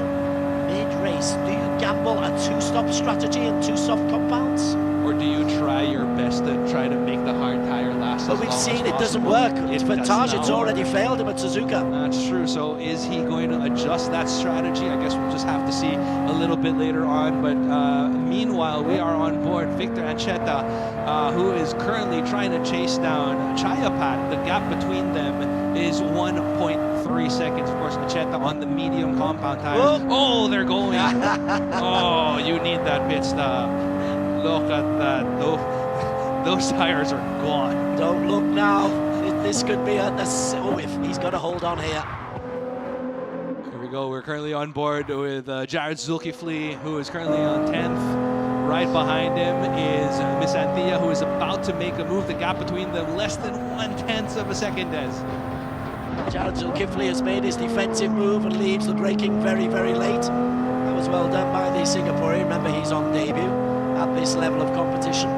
And it is a seriously good level of competition. The best in Asia, amongst the best in the world. Absolutely, and right behind Jared Zulkifli there, you see Miss Anthea and Chayapat trying to chase each other down. The gap between Chayapat and Miss Anthea is only a little over 1/10 of a second. And we see Kai Chang coming into the pit lane finally, followed shortly by Taj Ayman, who is also in the pit lane. Andika Rama stays out so far. He's so good at conserving his tires. Certainly is. That would be a great one to have a look at to see where his tyre wear is for Andika Rama. Hard compound, so all three Malaysians are in the pits. And Jetta in the pits for a second time, though. Yeah, in the pits for a second time, Victor and Jetta. Going back to going to a hard compound instead of a medium now. Officially halfway through the final race of the day here at Watkins Glen International, lap 7 of 14. The Malaysians come out on medium compounds. Penalty on Zulkifli. We were just talking about how well he was composing himself earlier on, and I saw a penalty was going to be awarded to him. Half a second, which means Miss Anthea will definitely close in on that gap and capitalize on the slowdown that will take effect a little bit later on. And right behind him also, there is a train that is going on. Chayapat right behind Miss Anthea. We are at Watkins Glen, virtually of course. It is the final race of 3 of the TGR Asia Esports GT Championship. The 6th such championship we've had. First time we've been hosted in Thailand. And it's the Thai Angrapom who's looking to get back on Jared Zulkifli if and when he makes his penalty stop. And also Chayapat is trying to make a move as well. It's not been a good day for Thailand. Not a good day at all, but they're trying to make the most out of this last race with these moves that they're trying to pull on Jared Zulkifli. My question, Des, is how is Andika Rama still out on this track with his tires? But while we're trying to figure that one out again, Thailand making that move already ahead of Zulkifli, really making the most out of that penalty that Zulkifli had to serve out. That's a question for Victoria later on. If Andika Rama is able to hold on to P1 and P2, he will be champion for the 2nd time. Akrapon, Miss Anthea right ahead of Chayapat here at 7th place. Andika losing that front left tire already, which means he will have to pit real soon. And he does. He's in the pits now. Andika Rama finally going into the pit lane as well, together with Pratama. It's Fratris Isa also there, Pramaditya also there, Enzo Ison also comes in for a pit. So Kai Cheng is your new race leader. Kai Cheng pulling away. Already on first place. There you go, that black and yellow so well represented in front of the grid. Kai Cheng together with Taj Ayman. P1 and P2. Andika Rama comes out on the hard compound tires. Goes behind Matthew Ang, who is currently on medium tires also. So if Kai Cheng wins and gets fastest lap, all he needs is for Andika Rama to come out of the top 2, and we will have a first-time champion. Fastest lap so far is being held by Matthew Ang, who has, of course, been running on medium tires all throughout this entire race. Came out on the mediums, pitted, went out again on the mediums. Andika Rama now trying to hold off Iqbal Suji, who's right behind him. Andika Rama, the gap between Iqbal Suji. Iqbal Suji goes on the outer lane, tries to get past Andika Rama. Is it enough for him to slingshot his way through? Iqbal Suji takes the 5th place away from Andika Rama, and Andika Rama drops down to 6th place. But Andika Rama is on a one-stop strategy. Hard compounds. Gambles, I think, by the Malaysians, Kai Chang and Taj Ayman.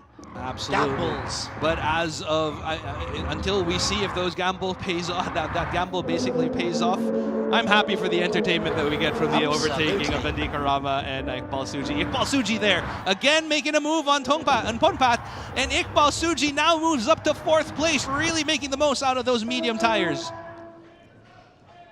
8 of 14 laps gone. Iqbal Suji. Iqbal Suji now chasing down Matthew Ang. Matthew Ang ahead of him, but not by much, 7/10 of a second. That is the gap between Iqbal Suji. If you missed out on it earlier, Iqbal Suji loving the energy of the crowd, raising his hand up right beside Matthew Ang. And Matthew Ang goes into the pit. So Iqbal Suji, Malaysia takes 1, 2, and 3 here at Watkins Glen International so far. But I think they've got another pit stop to come. Yes. I don't think this medium compound will last and then that is when Tanapat and Andika Rama come into play. Unless they drive ridiculously slow, which obviously they will not do. These medium compounds need to be replaced unless they pull some miracle out of that. And so far, we've seen Andika Rama really squeezing the most out of those hard compounds. But again, Team Malaysia, all of them are on medium compounds right now. This is Iqbal Suji in P3 at the moment. It's Pungpat who's just behind him for Thailand. But those medium compounds, they're quick. But what is the tyre degradation on the front three? How bad is it?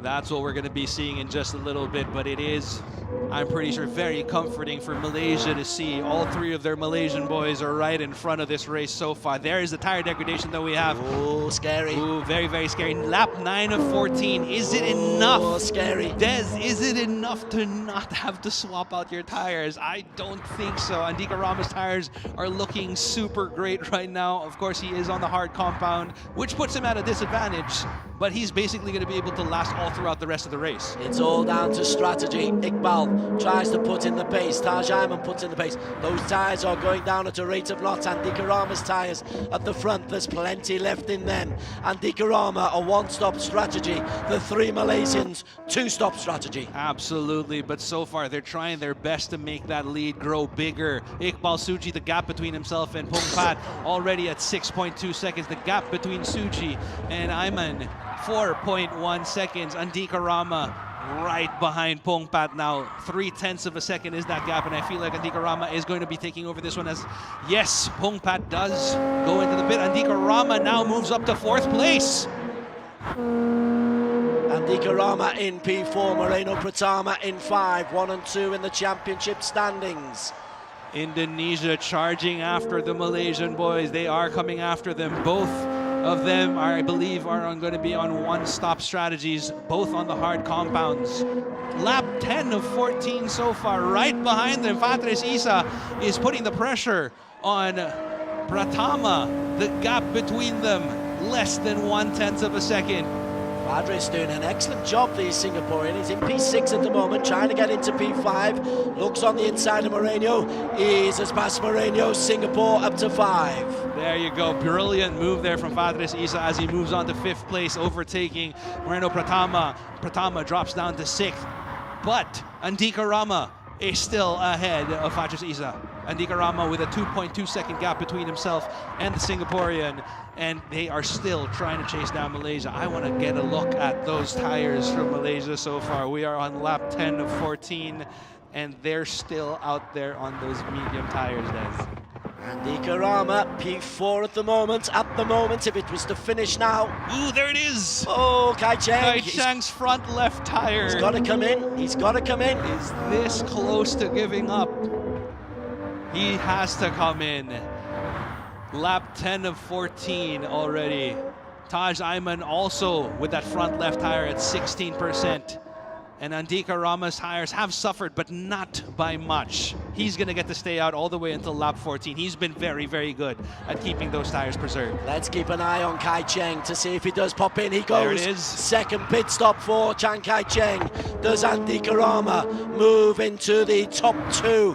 If he does, the title will be his on this one-stop strategy. All three Malaysians are now on the pit stop, still switching out to their medium tires rather. Andika Rama now moves up to 1st place. Fatres Isa on 2nd, Pratama on 3rd, and Pramaditya on 4th.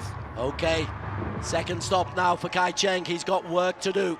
He's not too far behind, you know. Not too far behind, and he is on the medium compound, so he will get to catch up. Given enough time, there are still 3 full laps left of racing left in them. Is it enough time for them to make up for that pit stop, though? He's going to have to make up 2+ seconds a lap, though, on Andika Rama. Right from the get-go, Kai Cheng chasing the title. Even then, he needs Andika Rama to come out to the top 2. And of course, what is not being said is there are 6 cars in between them that he has to get past if he wants to make up that 2 seconds per lap. $8,000 up for grabs as well. It's worth it, Kai Cheng. It's worth it. Go for it, my son. Go for it. Not bad at all, if you ask me. Kai Cheng really chasing down Ethan Yeo now. Will that strategy of Malaysia pay off for them. We'll see in just a little bit as we enter. We're actually still on lap 11 of 14 here at Watkins Glen International. The final race that we have for the Toyota GAZOO Racing Asia Esports GT Championship 2025. Kai Cheng closes down on Ethan Yo. This is 4P6. Blandika Rama has a lead of a second over Fadris Issa and another half a second ahead of Moreno Pratama. Fadris Issa, though, really putting on terrific. a good show for us. I mean, look at him and how closely he is right behind Andika Rama. The gap between them just a little over 1 second, under 1 second now, as I was saying that. And Pratama right behind Fadris Issa also.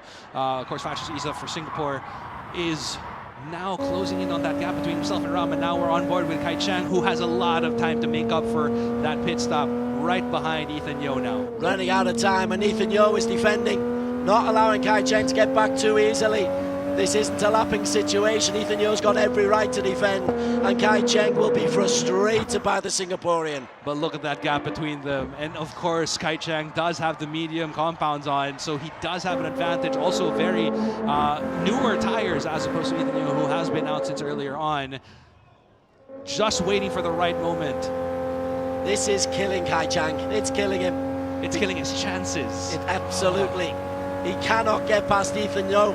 Ethan Yo is defending. He's got every right to defend. Well done, young fella. Kai Cheng eventually goes past. Has he got enough oomph to get through? And he hasn't, you know. Ethan Yo's going to defend. Oh, a little bump there from Kai Cheng. Get out of the way. That's what he said. Kai Cheng, without actually saying anything, pulling a little bit of bullying there on Malaysia bullying a Singaporean. I know. But here we go. Kai Cheng now up to 6th place, chasing down Enzo Ison. But that gap between them is still 2 seconds ahead, and only 2 laps remaining left here in Watkins Glen International. So far, that gap between Andika Rama and Pratama. Oh, Fadris Issa has dropped down to third. Down to third, dropped yes. down to third earlier Pratama on. is there. This is looking good for Indonesia in the overall championship standings as well, the country championship standings. Indonesia and Malaysia were level. We started off this race with black and yellow all in front. Unfortunately, now black and yellow is kind of stuck in the middle, but will they have enough time to make up for it and try to get back to where they were when they started this race? Will that gamble of what they did with the tire strategy pay off? So far, it's looking like it's not. So far, so bad for Malaysia. So far, so good for Andika Rama and Moreno Pratama, and also for Itzi Pramaditya as well. Remember, there's $8,000 up for grabs for the team, the country title. And for Kai Cheng, who had the lead at one stage, it just wasn't the right strategy, was it? Yes, but that is, I mean, something to take note of, though, is how Kai Cheng has now chased down Enzo Ison. Earlier on, that gap between them was 2.5 seconds. Now Kai Cheng is within striking distance of Enzo Ison, and he makes that move against Enzo Ison. Enzo Ison tries to defend, but Kai Cheng pulls through with that one and takes away P5 from Enzo Ison and his hard compound tires. Well done by Kai Cheng. It moves him up into P5. It's not going to be enough, I fear.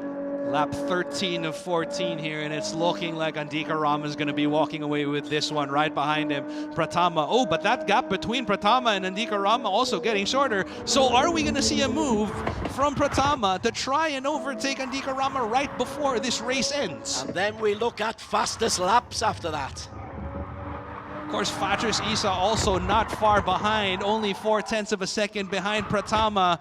Pramaditya under pressure from Kai Cheng now. Kai Cheng really trying to chase this down, and he's been pretty successful so far, but I feel like he just does not have enough time to make it back up to podium position yet again. Kai Cheng into P6. I tell you what, the battle between Pratama and Andika Rama is what we really, really need to look at, because the title, the individual title, is on the line. Fastest lap, if Pratama wins this, whoever gets the fastest lap in the race will be champion. And there you go, brilliant move from Kai Cheng there, getting past Pramaditya. Kai Cheng moves on up to P4 now, lap 13 of 14. So far, he's been making up enough time to catch up to everybody ahead of him, but we are now going to be down to one final lap, and that gap between himself and Fadris Issa is now 2 seconds and 2 3/10 of a second. Too little too late though for Kai Cheng. Andika Rama has the title in his hands as they come towards the final lap. Andika Rama now being followed closely by Pratama right behind him, 0.3 of a second, and not very far behind. Fatres Isa from Singapore also just there, kind of waiting for the right moment to pounce on our race leader so far. Who's got the fastest lap? That's what I'd like to know, because that's extra 2 points. Fastest lap Kai so Chang. far has Kai Chang. Kai Chang. Is that going to factor into the overall points a little bit later on? We'll see. But look at Fatres Isa really making the move now on Pratama. Fatres Isa really making himself felt there right behind Pratama. But Pratama tries to close in that window. Refuses to let Fatres pass through. Pratama must win. Pratama must win if he's going to win the title. He must get ahead of Andika Rama. He must ignore Fatres Isa behind him. 0.4 of a second. That gap has now grown just by a little bit. It's looking like this win is getting out of hand, and it looks like Andika Rama is going to be walking away with this one. And in fact, Pratama might be losing out on Fatres Isa here, because Fatres Isa is really just right behind him. One small mistake is all it takes. Andika Rama leads. We're looking back from Andika Rama onto Moreno Pratama. Good for Indonesia.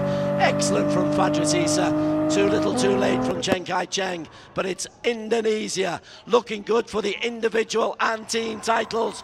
But who is the individual? Kai-cheng goes past Isa, and he's now on 3rd place, which means he is within striking distance of the two Des. Pratama feeling this pressure right now from Kai-cheng, who is behind him by 0.2 of a second. Do we have enough time? We are on the final lap. It is so close. As they come round into the final couple of corners. Andika Rama has been leading for so long. Andika Rama! As they come through to the line. It's Andika really neck Rama and neck, has got the victory. He's just beat Pratama ahead of Kai-cheng. Kai-cheng head in hand, but Andika Rama takes the title. But what a race from Kai-cheng as well. I mean, as much as he didn't get to catch up, really put on the entertainment for all of us. What a gap between Andika Rama, Pratama, and Kai-cheng. But Andika Rama obviously walking away with the win on that one. Pratama comes in on 2nd. Of course, it's all provisional for now. Well, I thought Kai-cheng had just left it too late. And he did, but only by a super small margin, Des. What a race that they put on for us. Amazing display from each and every single racer that we've had on today. You know, we wanted an exciting race. We wanted neck and neck battles. That's exactly what we got out of it. I'm pretty sure we're going to have some protests, though. I'm pretty sure. For some reason. For a little bit. But again, these are all provisional results so far. We'll have the official results a little bit later on. Okay, provisional results. We've got 5 minutes for any appeals to come in. Andika Rama takes his 2nd win. Moreno Pratama gets P2, his 2nd P2. Chen Kai-cheng, what a performance, what a comeback. Fastest lap as well. Will pick up 18 points. Fatres Isa, round of applause. Taj Ayman coming through in P5. From Aditya coming in at P6, Enzo Ison P7, Ethan Yo with P8 there again. What a race by Kai-cheng also. What a race by everybody actually at that point. Iqbal Suji comes in at P9, Miss Anthea comes in at P10, Zulkifli coming in at P11, Chayapat at 12, Tongpongpat at 13, Victor Ancheta at 14, and Matthew Ang at 15. Pretty breathless stuff. Absolutely. Delighted to say my voice just held on, but those exciting races don't really help. The voice held on just by enough. Just by enough. Got you through. Andika Rama, though, one-stop strategy. Sensational. Timed it absolutely to perfection. Absolutely. He's so good at basically prolonging the tire life that he's had so far. We've seen it in the races before, and he's done it again for this race. For Kai-cheng, brilliant effort. For Moreno, fantastic effort. For Fatres Isa as well, I've got to say, that was a standout performance by the Singaporean. Absolutely, giving everybody a run for their money there, really getting into all the battles that were happening at the front of the pack. Brilliant move from Fatres Isa. Okay, what we'll do though, we'll get some post-race reaction. Victoria, after all the breathlessness we've had, we'll bring just a little bit of sanity to proceedings. It's all smiles here from Andika Rama. Tell me how you're feeling. can I say a word? I'm very happy with the results. Our practice at home, our strategy really works. I surprised a Malaysian team doing something new on the strategy. They are doing 2 stops. Actually, we want to do that too, but I think we don't have much time to develop, and then so we just stick to what we own, and then yeah, we did it. At which point did you know that you were going to win this race? Because it was really close. When I saw Kai Chang pushing the car, I know they are doing 2 stops. And how satisfying is this result for you personally? Yeah, it's really satisfying because I put a lot of hours for this championship. I know I need to improve myself, redemption from last year. Yeah, finally we did it. Well, earlier we were talking about things you were working on from last year to this year. Did any of those things come into play just now? Absolutely, yes. More like on the strategy side, and then like because of Gran Turismo is such a unique racing game, there is a lot of factors like tire wears, fuels, and then weather as well. So I learned a lot how tire wears affects, how fuel affects, and then how the weather will change things. So yeah, I learned a lot from that, and yeah, I'm really happy with it. Well, is there anything you want to say to any of your fans supporting you, family, friends? First of all, thank you, my family, my mom at home, who's supporting me, and then thank you everyone in Indonesia for. I think they are doing watch along together. And thank you my team for LOR Legion of Racers for pushing us really hard. So never rest actually. So we need to push ourselves to the limit, and then yeah, thank you everyone. And I noticed a lot of you guys have gotten to know each other over the years. Were there any shout outs to the other drivers here you were particularly impressed with? I think Kai Chang maybe, because I thought Touch will be the fastest, the ace of the Malaysian team, but Kai Chang seems improved a lot, and then I just surprised with his pace, like his strategy, and then yeah, he's really good driver. Yeah, he has been fantastic today. Thank you so much, Andika Rama. Yeah, with that, he is so happy. There was so much screaming happening here. We are going to talk to Kai Chang and hear his thoughts on this race. Did you hear what Andika said just now? Sorry, can't really hear it. He just shout out to you. He said he was so impressed with your performance throughout today's tournament. Yeah, well, credits where credits due. He did win it, so yeah, kudos to him. Now, something a little bit crazy. I don't know if Andika is going to love hearing this. I heard you started a new job and you only practiced for not very long. So tell me how much practice you got and how you ended up still performing so well. I actually started practice on Monday. That's 1 week. Yeah, actually it's less than that because we flew here on Friday, so it's only 4 days. Yeah, and I think it's just the muscle memory in terms of how the car performs and so on. So yeah, basically I still remember how each car handles in terms of their characteristic and so on. So I just got up to speed quite immediately. Now there was, we were talking a bit about your strategy as well for team. Your team. Can you talk me through this particular race, some of the ideas that you were implementing today? Yeah, so for the last race, our strategy, it didn't really work out as planned, but as we can see, the potential was definitely there because we are just 0.2 seconds behind the leader. So if it's not because of the traffic, because some of them, they defended extremely well and extremely hard but fair, which kind of wasted some of our time. So yeah, they did play the team game quite well, and we couldn't capitalize on our strategy. If there's anything you could go back and change, if you could redo it, what would be some of those things? Probably don't change the job when there's a competition coming soon. But yeah, other than that, in terms of strategy, it's quite sound today. Even our second race, we can see that we performed quite well because of our collective discussion and also our strategy. So in terms of the strategy, nothing much to change, but in terms of race pace, definitely something to work on. Did you feel any pressure in those final laps, especially, so close with Team Indonesia? Not necessarily, because we've been in this competition for quite some time, so we are quite used to the pressure. So I guess that's probably something that is our strength, where we can perform quite well under pressure and don't really crack under pressure. And are you satisfied overall with your performance today, despite everything? I would say in terms of personal performance, it's definitely better than last year.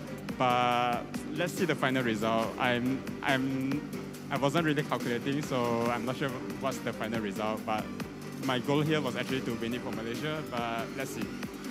I'm very excited to see the results too. Any shout outs for your fans, friends, family, loved ones, other drivers? Yeah, so first and foremost, thank you all the Malaysians from in the crowd. Woo! Yeah, they really brought a lot of energy into this event, and also definitely my wife for supporting me, because she knew that I have this competition, so she actually gave me some personal time to practice as well. And definitely my family for always supporting me. And last but not least, our GT7 community in Malaysia. So quick shout out to Danish as well. He's not here, but Danish, me, Iqbal, and Tash, yes. So the four of us are actually always having discussions about what to do, how to improve further, and so on. Yeah, Danish, shout out to you. We miss having you here. And any shout out to fellow drivers here that may have surprised you in their performance this tournament?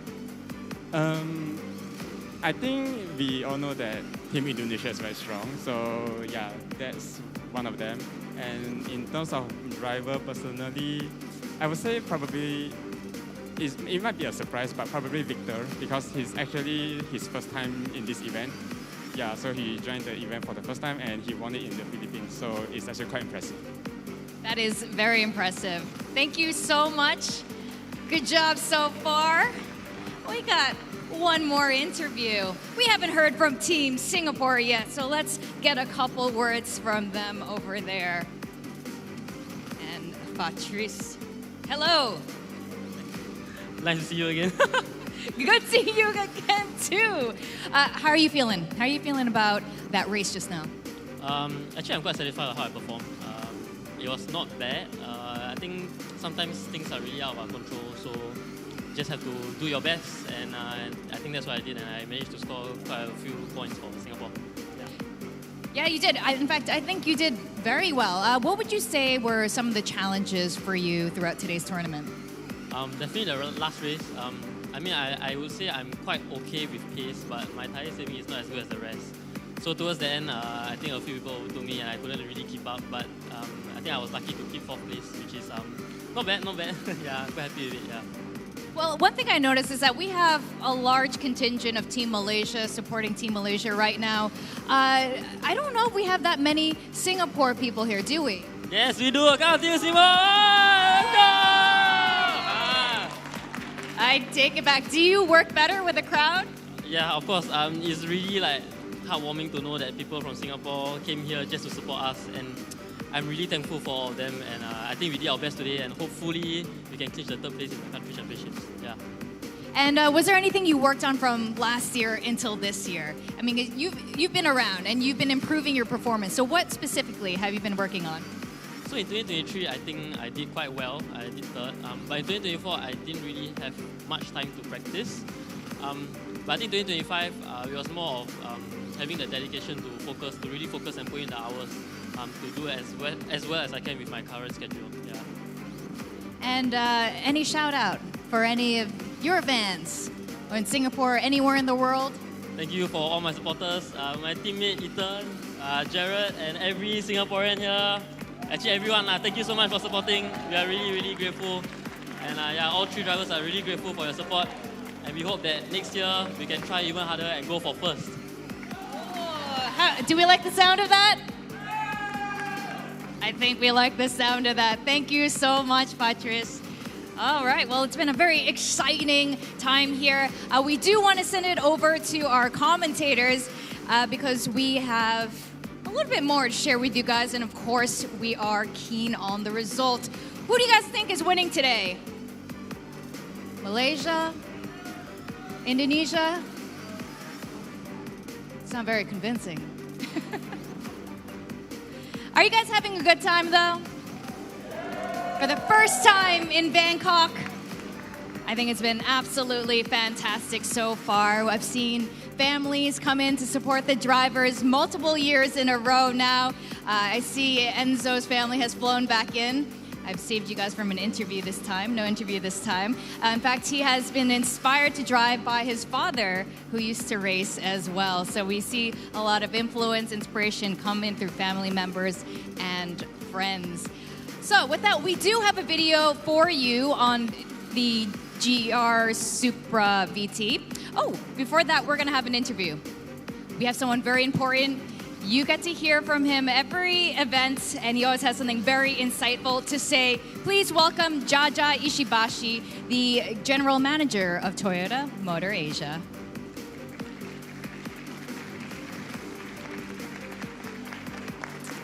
How are you feeling, Jaja? Awesome. Awesome. It's been very exciting. Now, this is the 6th year that Toyota GAZOO Racing. It's 6 years. Wow. Time flies. 2025, 6 years. Do you have a favorite year? Is this your favorite so far?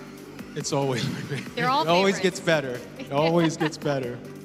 Well, I want to ask about, this being an esports competition. What keeps you coming back every single year? I hope we go to like 10, 20 years. Yeah, I think for us at GR, well, before I go into GR Asia and answer your question, I think we also need to appreciate when we're in someone else's house.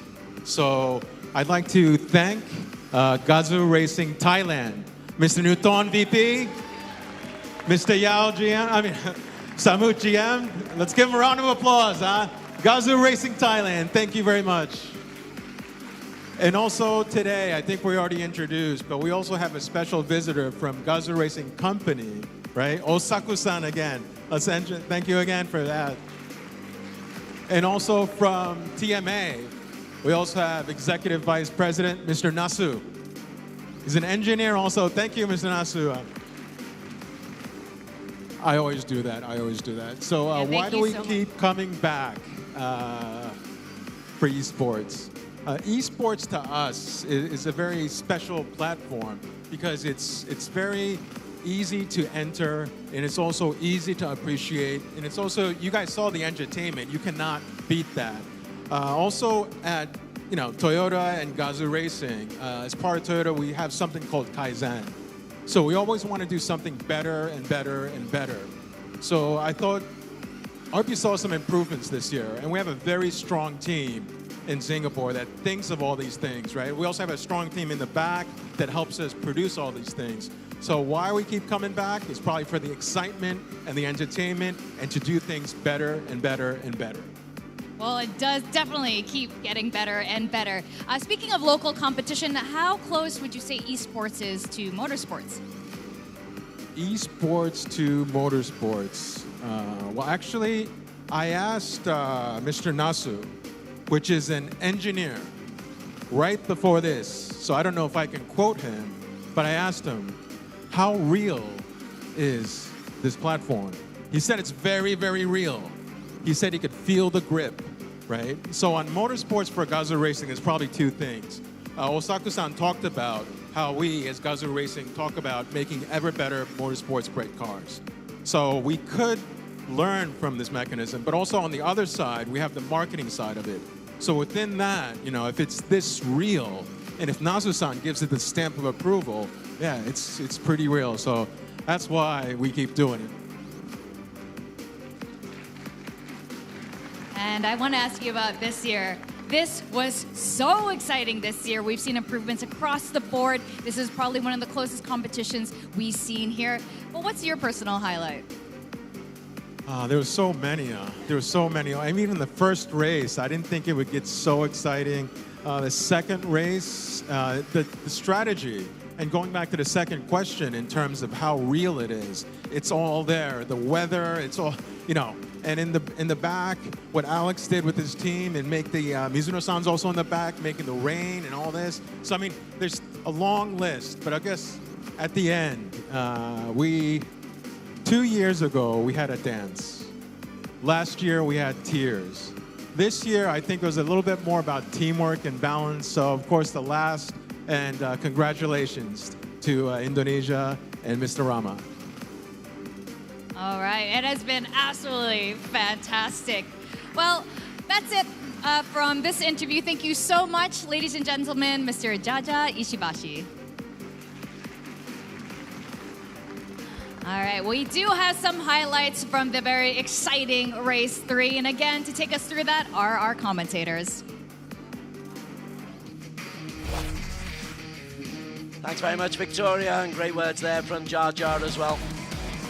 As we have a look at some of the highlights, or the highlights from race number 3, Andika Rama on pole position, Gino, and did well, but he didn't have things all his own way. Absolutely. Where do we even begin with this? So much excitement happened all throughout. Like, look at Chong Kai-Chang basically going through here and taking first place away from Andika Rama. Ultimately, though, falling short with that little the strategy change that they did. It was all about the strategy. The 3 Malaysian boys all decided to go on a 2 pit stop strategy. They started on hard compounds, started on medium compounds, and then they stayed on hard compounds thereafter. As for Andika Rama, 2 hard compounds, and that one-stop strategy would be crucial. He's so good he's so good with really keeping just his tires in check. We've seen it before in race number 2. We've seen it in race number 1. He's so good at preserving those tires and really milking the most out of it. But at one point, I gotta say, it was magnificent for Malaysia as they were all cruising together, 1, 2, 3. But this is Kai Cheng. He made a real storm from P7 to finish into P3, but he would end just short. One more lap, and it might have been so different. He was neck and neck by the time they crossed the checkered flag, essentially, here at Watkins Glen International. What a race they gave us for race number 3. His reaction at the end tells you how close he was. Here's how the race 3 finished. First place, Andika Rama, 25 points. Moreno Pratama, 20 points. Kai Chang, 18 points, 16 plus 2 for the fastest lap. Absolutely. Fadris Isa with 13 points, an absolutely phenomenal performance from him as well. Taj Ayman with 11 points, Enzo Ison with 10, Faritzi Pramaditya with 9, and Ethan Yo with 8 points off of that race. And then Iqbal Suji, they looked to really have an opportunity, but didn't quite work. Akrapon, the best of the frustrating ties. Didn't work out for Akrapon, Chayapat or Tanapat. Jared Zulkifli on debut, a P11 on race number 3. What a crazy day it has been. Fadris Isa earlier on, Chong Kai-Chang basically just said that he had only practiced Monday to essentially Thursday because they flew in Friday. Kind of crazy how he was still able to get that. We were talking about it off air. Imagine if he had practiced for 5 days instead of 4. What would have happened? Imagine, but it doesn't really count. Okay, let's look at the overall individual standings. We're going in reverse order. In P15, 15th in Asia, Akrapon on 18 points. Victor Ancheta with a total of 18 points as well, putting him in P14. Matthew Ang with 19 points at P13. Chayapat in P12, the second best of the ties on 21 points. Tanapat Pongpat with 24 points. Jared Zulkifli with 25. And Ethan Yo, the second Singaporean, 31 points for Ethan. They're your top 9. Into your top 8 next, and in 8th place. Enzo Ison, 32 points for the Philippines. I mean, at least for the Filipino driver, putting him on P8. The returning man, Farizi Pramaditya, with the fastest lap in P7. And on P6, Fadris Isa with 37 points. Iqbal Suji on 43 points. Taj Ayman with 49 points. So last year's winner outside the top 3, Chong Kai Chang, continues Malaysia's good form, 59 points for P3. Absolutely brilliant drive from him. At P2, we have Moreno Pratama at 62 points. And Andika Rama, 74 points. Second time champion for Andika. Absolutely beautiful drive from all of them. And we congratulate them. 2 from Indonesia, one from Malaysia. It is a long-running battle. I think they're friends. I think they are. I think they are. I mean, there was a little, I guess, friendly banter going on, but such a brilliant drive from the three. Andika Rama, Moreno Pratama, and Chong Kai Chang, the individual champions, 1, 2, and 3. So we're just calming it down just a little bit now. I'm going to take some throat lozenges later on. But it's been terrific racing. It's my 6th time. It gets better year on year. The tactics, I think the team event in the middle race has really added a certain je ne sais quoi in this season. Absolutely, and one of the things that I really like about it was earlier on they were talking about how they actually wanted to do what Malaysia was doing also, but they just didn't have the time. But ultimately it paid off for them, not changing their strategy. Country standings overall in P5, Thailand 63. Frustration for the homeboys. Philippines with 69 points, P4. Pretty sure we're going to be happy with that number. In 3rd place, congratulations, Singapore. Fabulous performance on 93 points. And here we go, 2nd placer. Malaysia with 151, which means Indonesia gets to walk away with 169 points, Des. And that's $8,000 to spend between them. Terrific performance by Indonesia. It was that race 3 that did it for them. That race 3, that strategy, that single stop strategy. It's not only won them the race, it's won them $8,000. Absolutely. They must be very happy about it. Ladies and gentlemen, once again, give it up for Team Indonesia. Moreno Pratama Faritsi from Aditya, and of course, Andika Rama. Andika Rama, the individual champion. This is a good payday for Andika. And for Moreno Pratama, well, 2nd time he's been in the runners-up spot in the country championship. Beautiful. Okay, right. Our time is nearly done. My throat is absolutely gone. And just in time. You held it all together just in time to finish the race. Beautifully done. I could not have written it better myself. It's been great to have you on board, Gino. As for your boys, they will have learned an awful lot about this. I'm sure they've still got a long way to go, but, heads held up high, boys, because, you did your absolute best. Happy for you guys. Okay. From myself, Des Corkill, and from Gino Killamore, the voice of the Philippines. Wow. He's famous in the Philippines. It's been our absolute pleasure to bring you this 6th Asia final of the TGR Asia Esports GT Championship. Bye for now.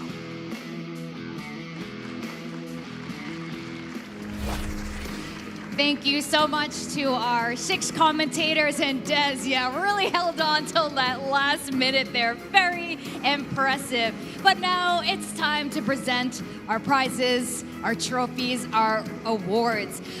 For our first awards section, I would like to invite our VIPs. May I invite Tammy Sheet, the Senior Specialist of Toyota Motor Asia, and Isaac Chong, the Assistant Manager of Toyota Motor Asia, onto the stage.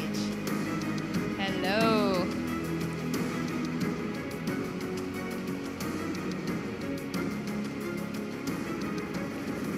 And now, for our 12 finalists in P15, from the Philippines, Matthew Ang.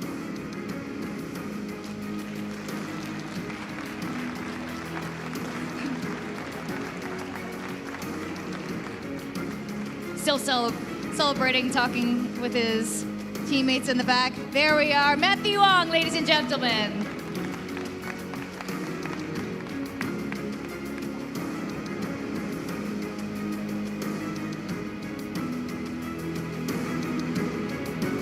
Nice, thank you, Matthew.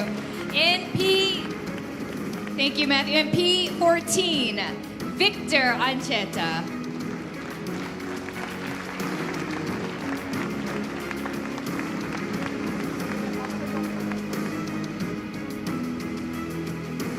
And Victor Ancheta, his first time here with us on the regional stage.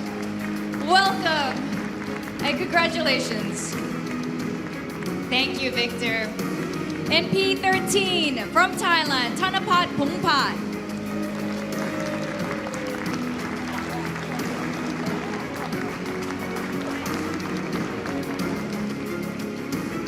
Six years in a row with us for TGR. Nothing is gonna stop this man.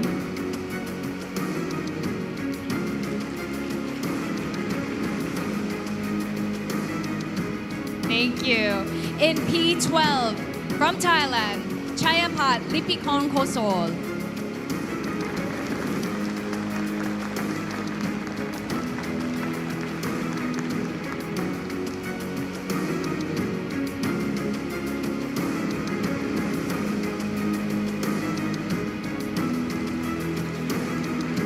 Thank you, Chayapat.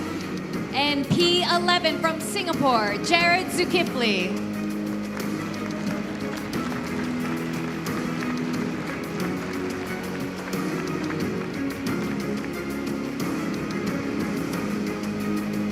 Also his first time joining us here for TGR. I think this has been a very exciting time for a lot of our racers.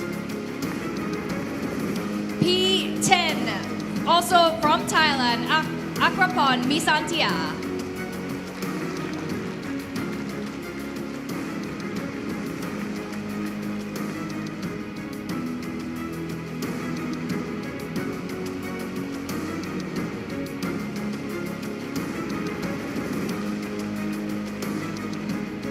And while I get an update for P9,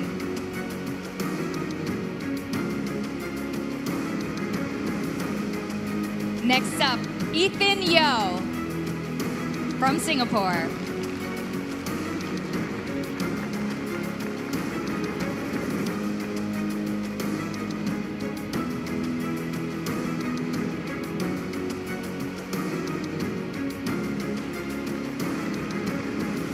Next up from the Philippines, Enzo Ison. His second year with us and still our youngest driver here.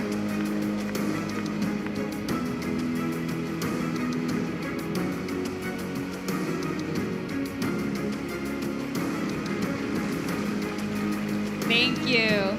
Next from Indonesia, Farize Pramaditya.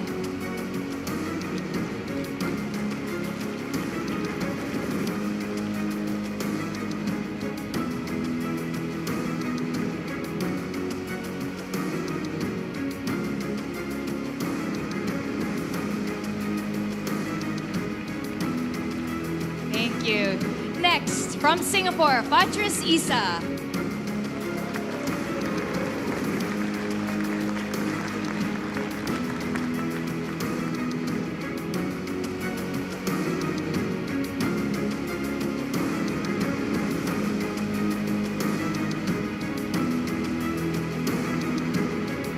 Thank you. In fifth place, Iqbal Suji.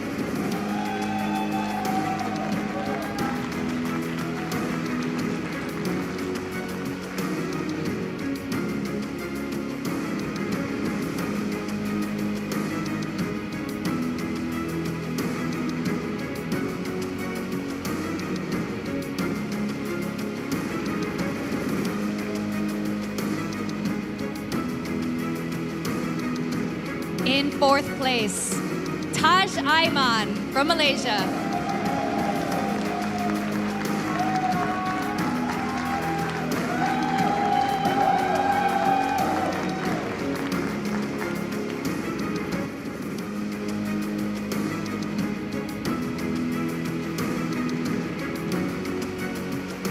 Congratulations. Thank you so much to our prize presenters, Isaac Chong and Tammy Seed. Next up, for our next awards, I would like to invite onto the stage Jaja Ishibashi, the General Manager of Toyota Asia, and Pama Kaimuk, the Deputy General Manager of Toyota Motor Asia.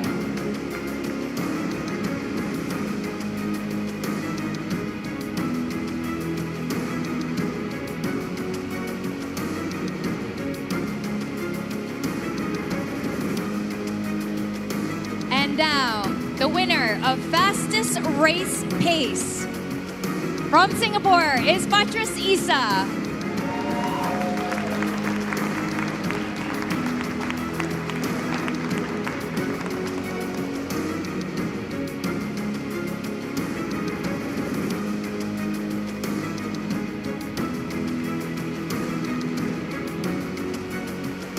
Thank you, and congratulations, Fatris.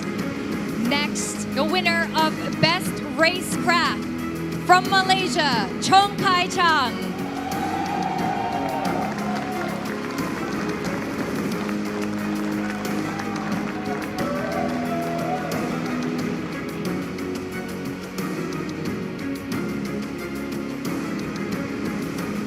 Thank you.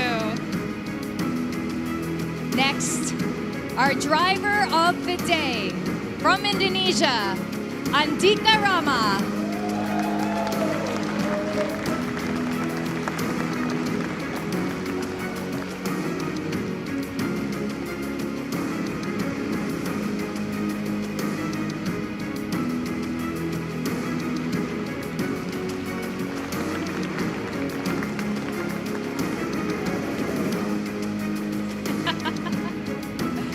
Thank you. And thank you so much to our prize presenters, Jaja Ishibashi and Pama Kaimuk. Next, we'll be giving out the award for country championship. Onto the stage for prize presentation, I would like to invite Mr. Naton Sinue, the Vice President of Toyota Motor Thailand. And also Samut Tanga Chavana, the General Manager of Toyota Motor Thailand.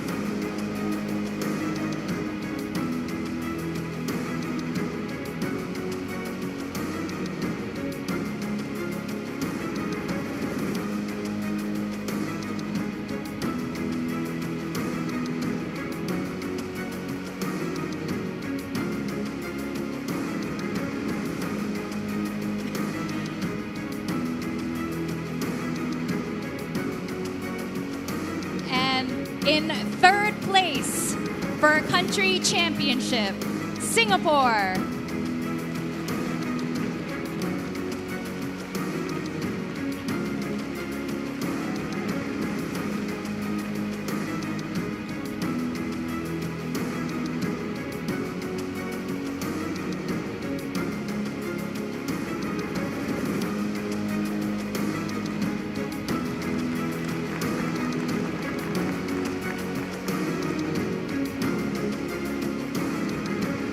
And in second place, Team Malaysia.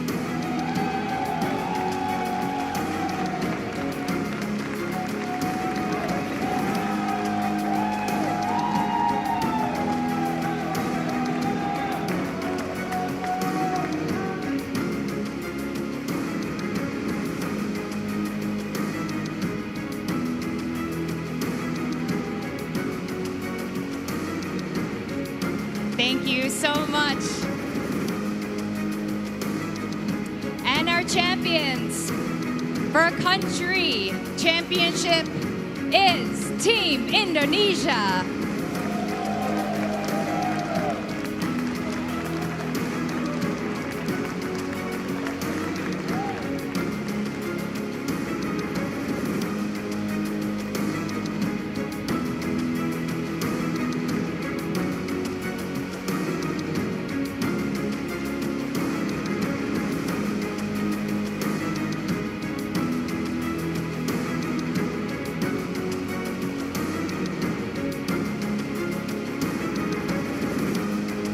Thank you so much to our prize presenters from Toyota Motor Thailand. I hope you guys have been having a fantastic time, and of course, the moment will be upon us where we will present the individual champions. And it has been an incredibly close race today across all three races. And I think it's been rather magnificent, especially after 6 years. A lot of these drivers have become friends with each other, cheering for each other, even giving advice to one another. And without further ado, let's invite the top three onto the stage. In third place, Chong Kai Chang.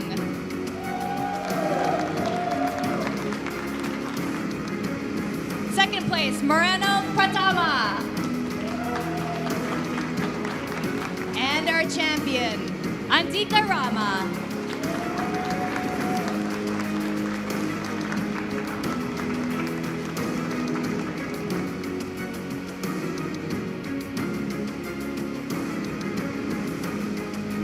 Congratulations once again. Now, may everyone please rise for the national anthem of Indonesia.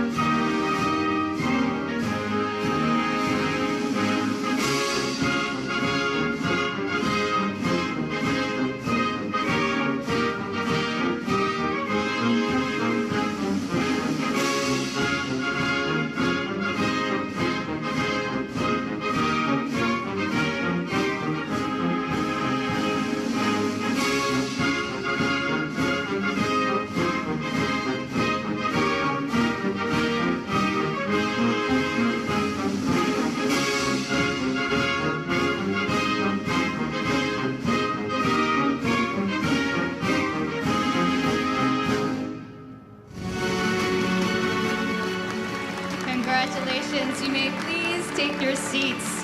Now for the trophy presentation, may I re-invite or invite onto the stage Ms. Kenix Low, the Deputy GM of Toyota Motor Asia, to present the prize for second runner-up.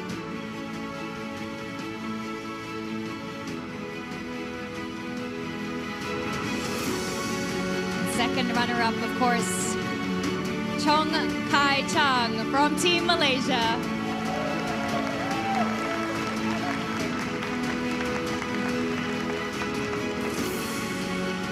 Now I would like to invite Mr. Satoru Osaku back onto the stage to the department GM for GR Company for the presentation of first runner-up.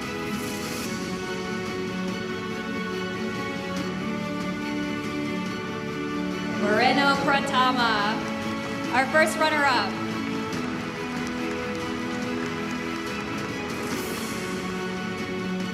Next onto the stage, I would like to invite Hiroshi Nasu, the Executive Vice President of Toyota Motor Asia, onto the stage.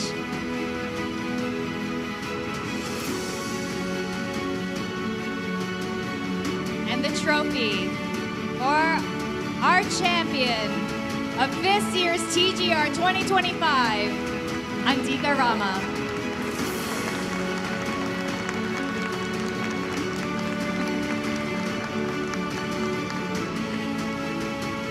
Now, I would like the VIPs to stand a little bit closer for a group photo. A little bit closer.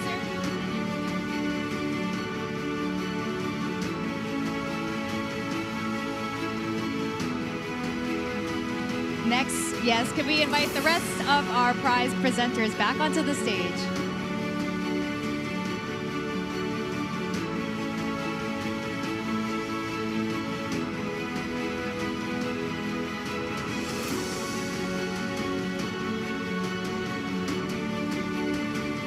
It's been a fantastic year at this event with Andika Rama back on the champion place of this podium. I hope you guys have been having a fantastic time at TGR Asia Esports GT Championship 2025 live in Bangkok, Thailand.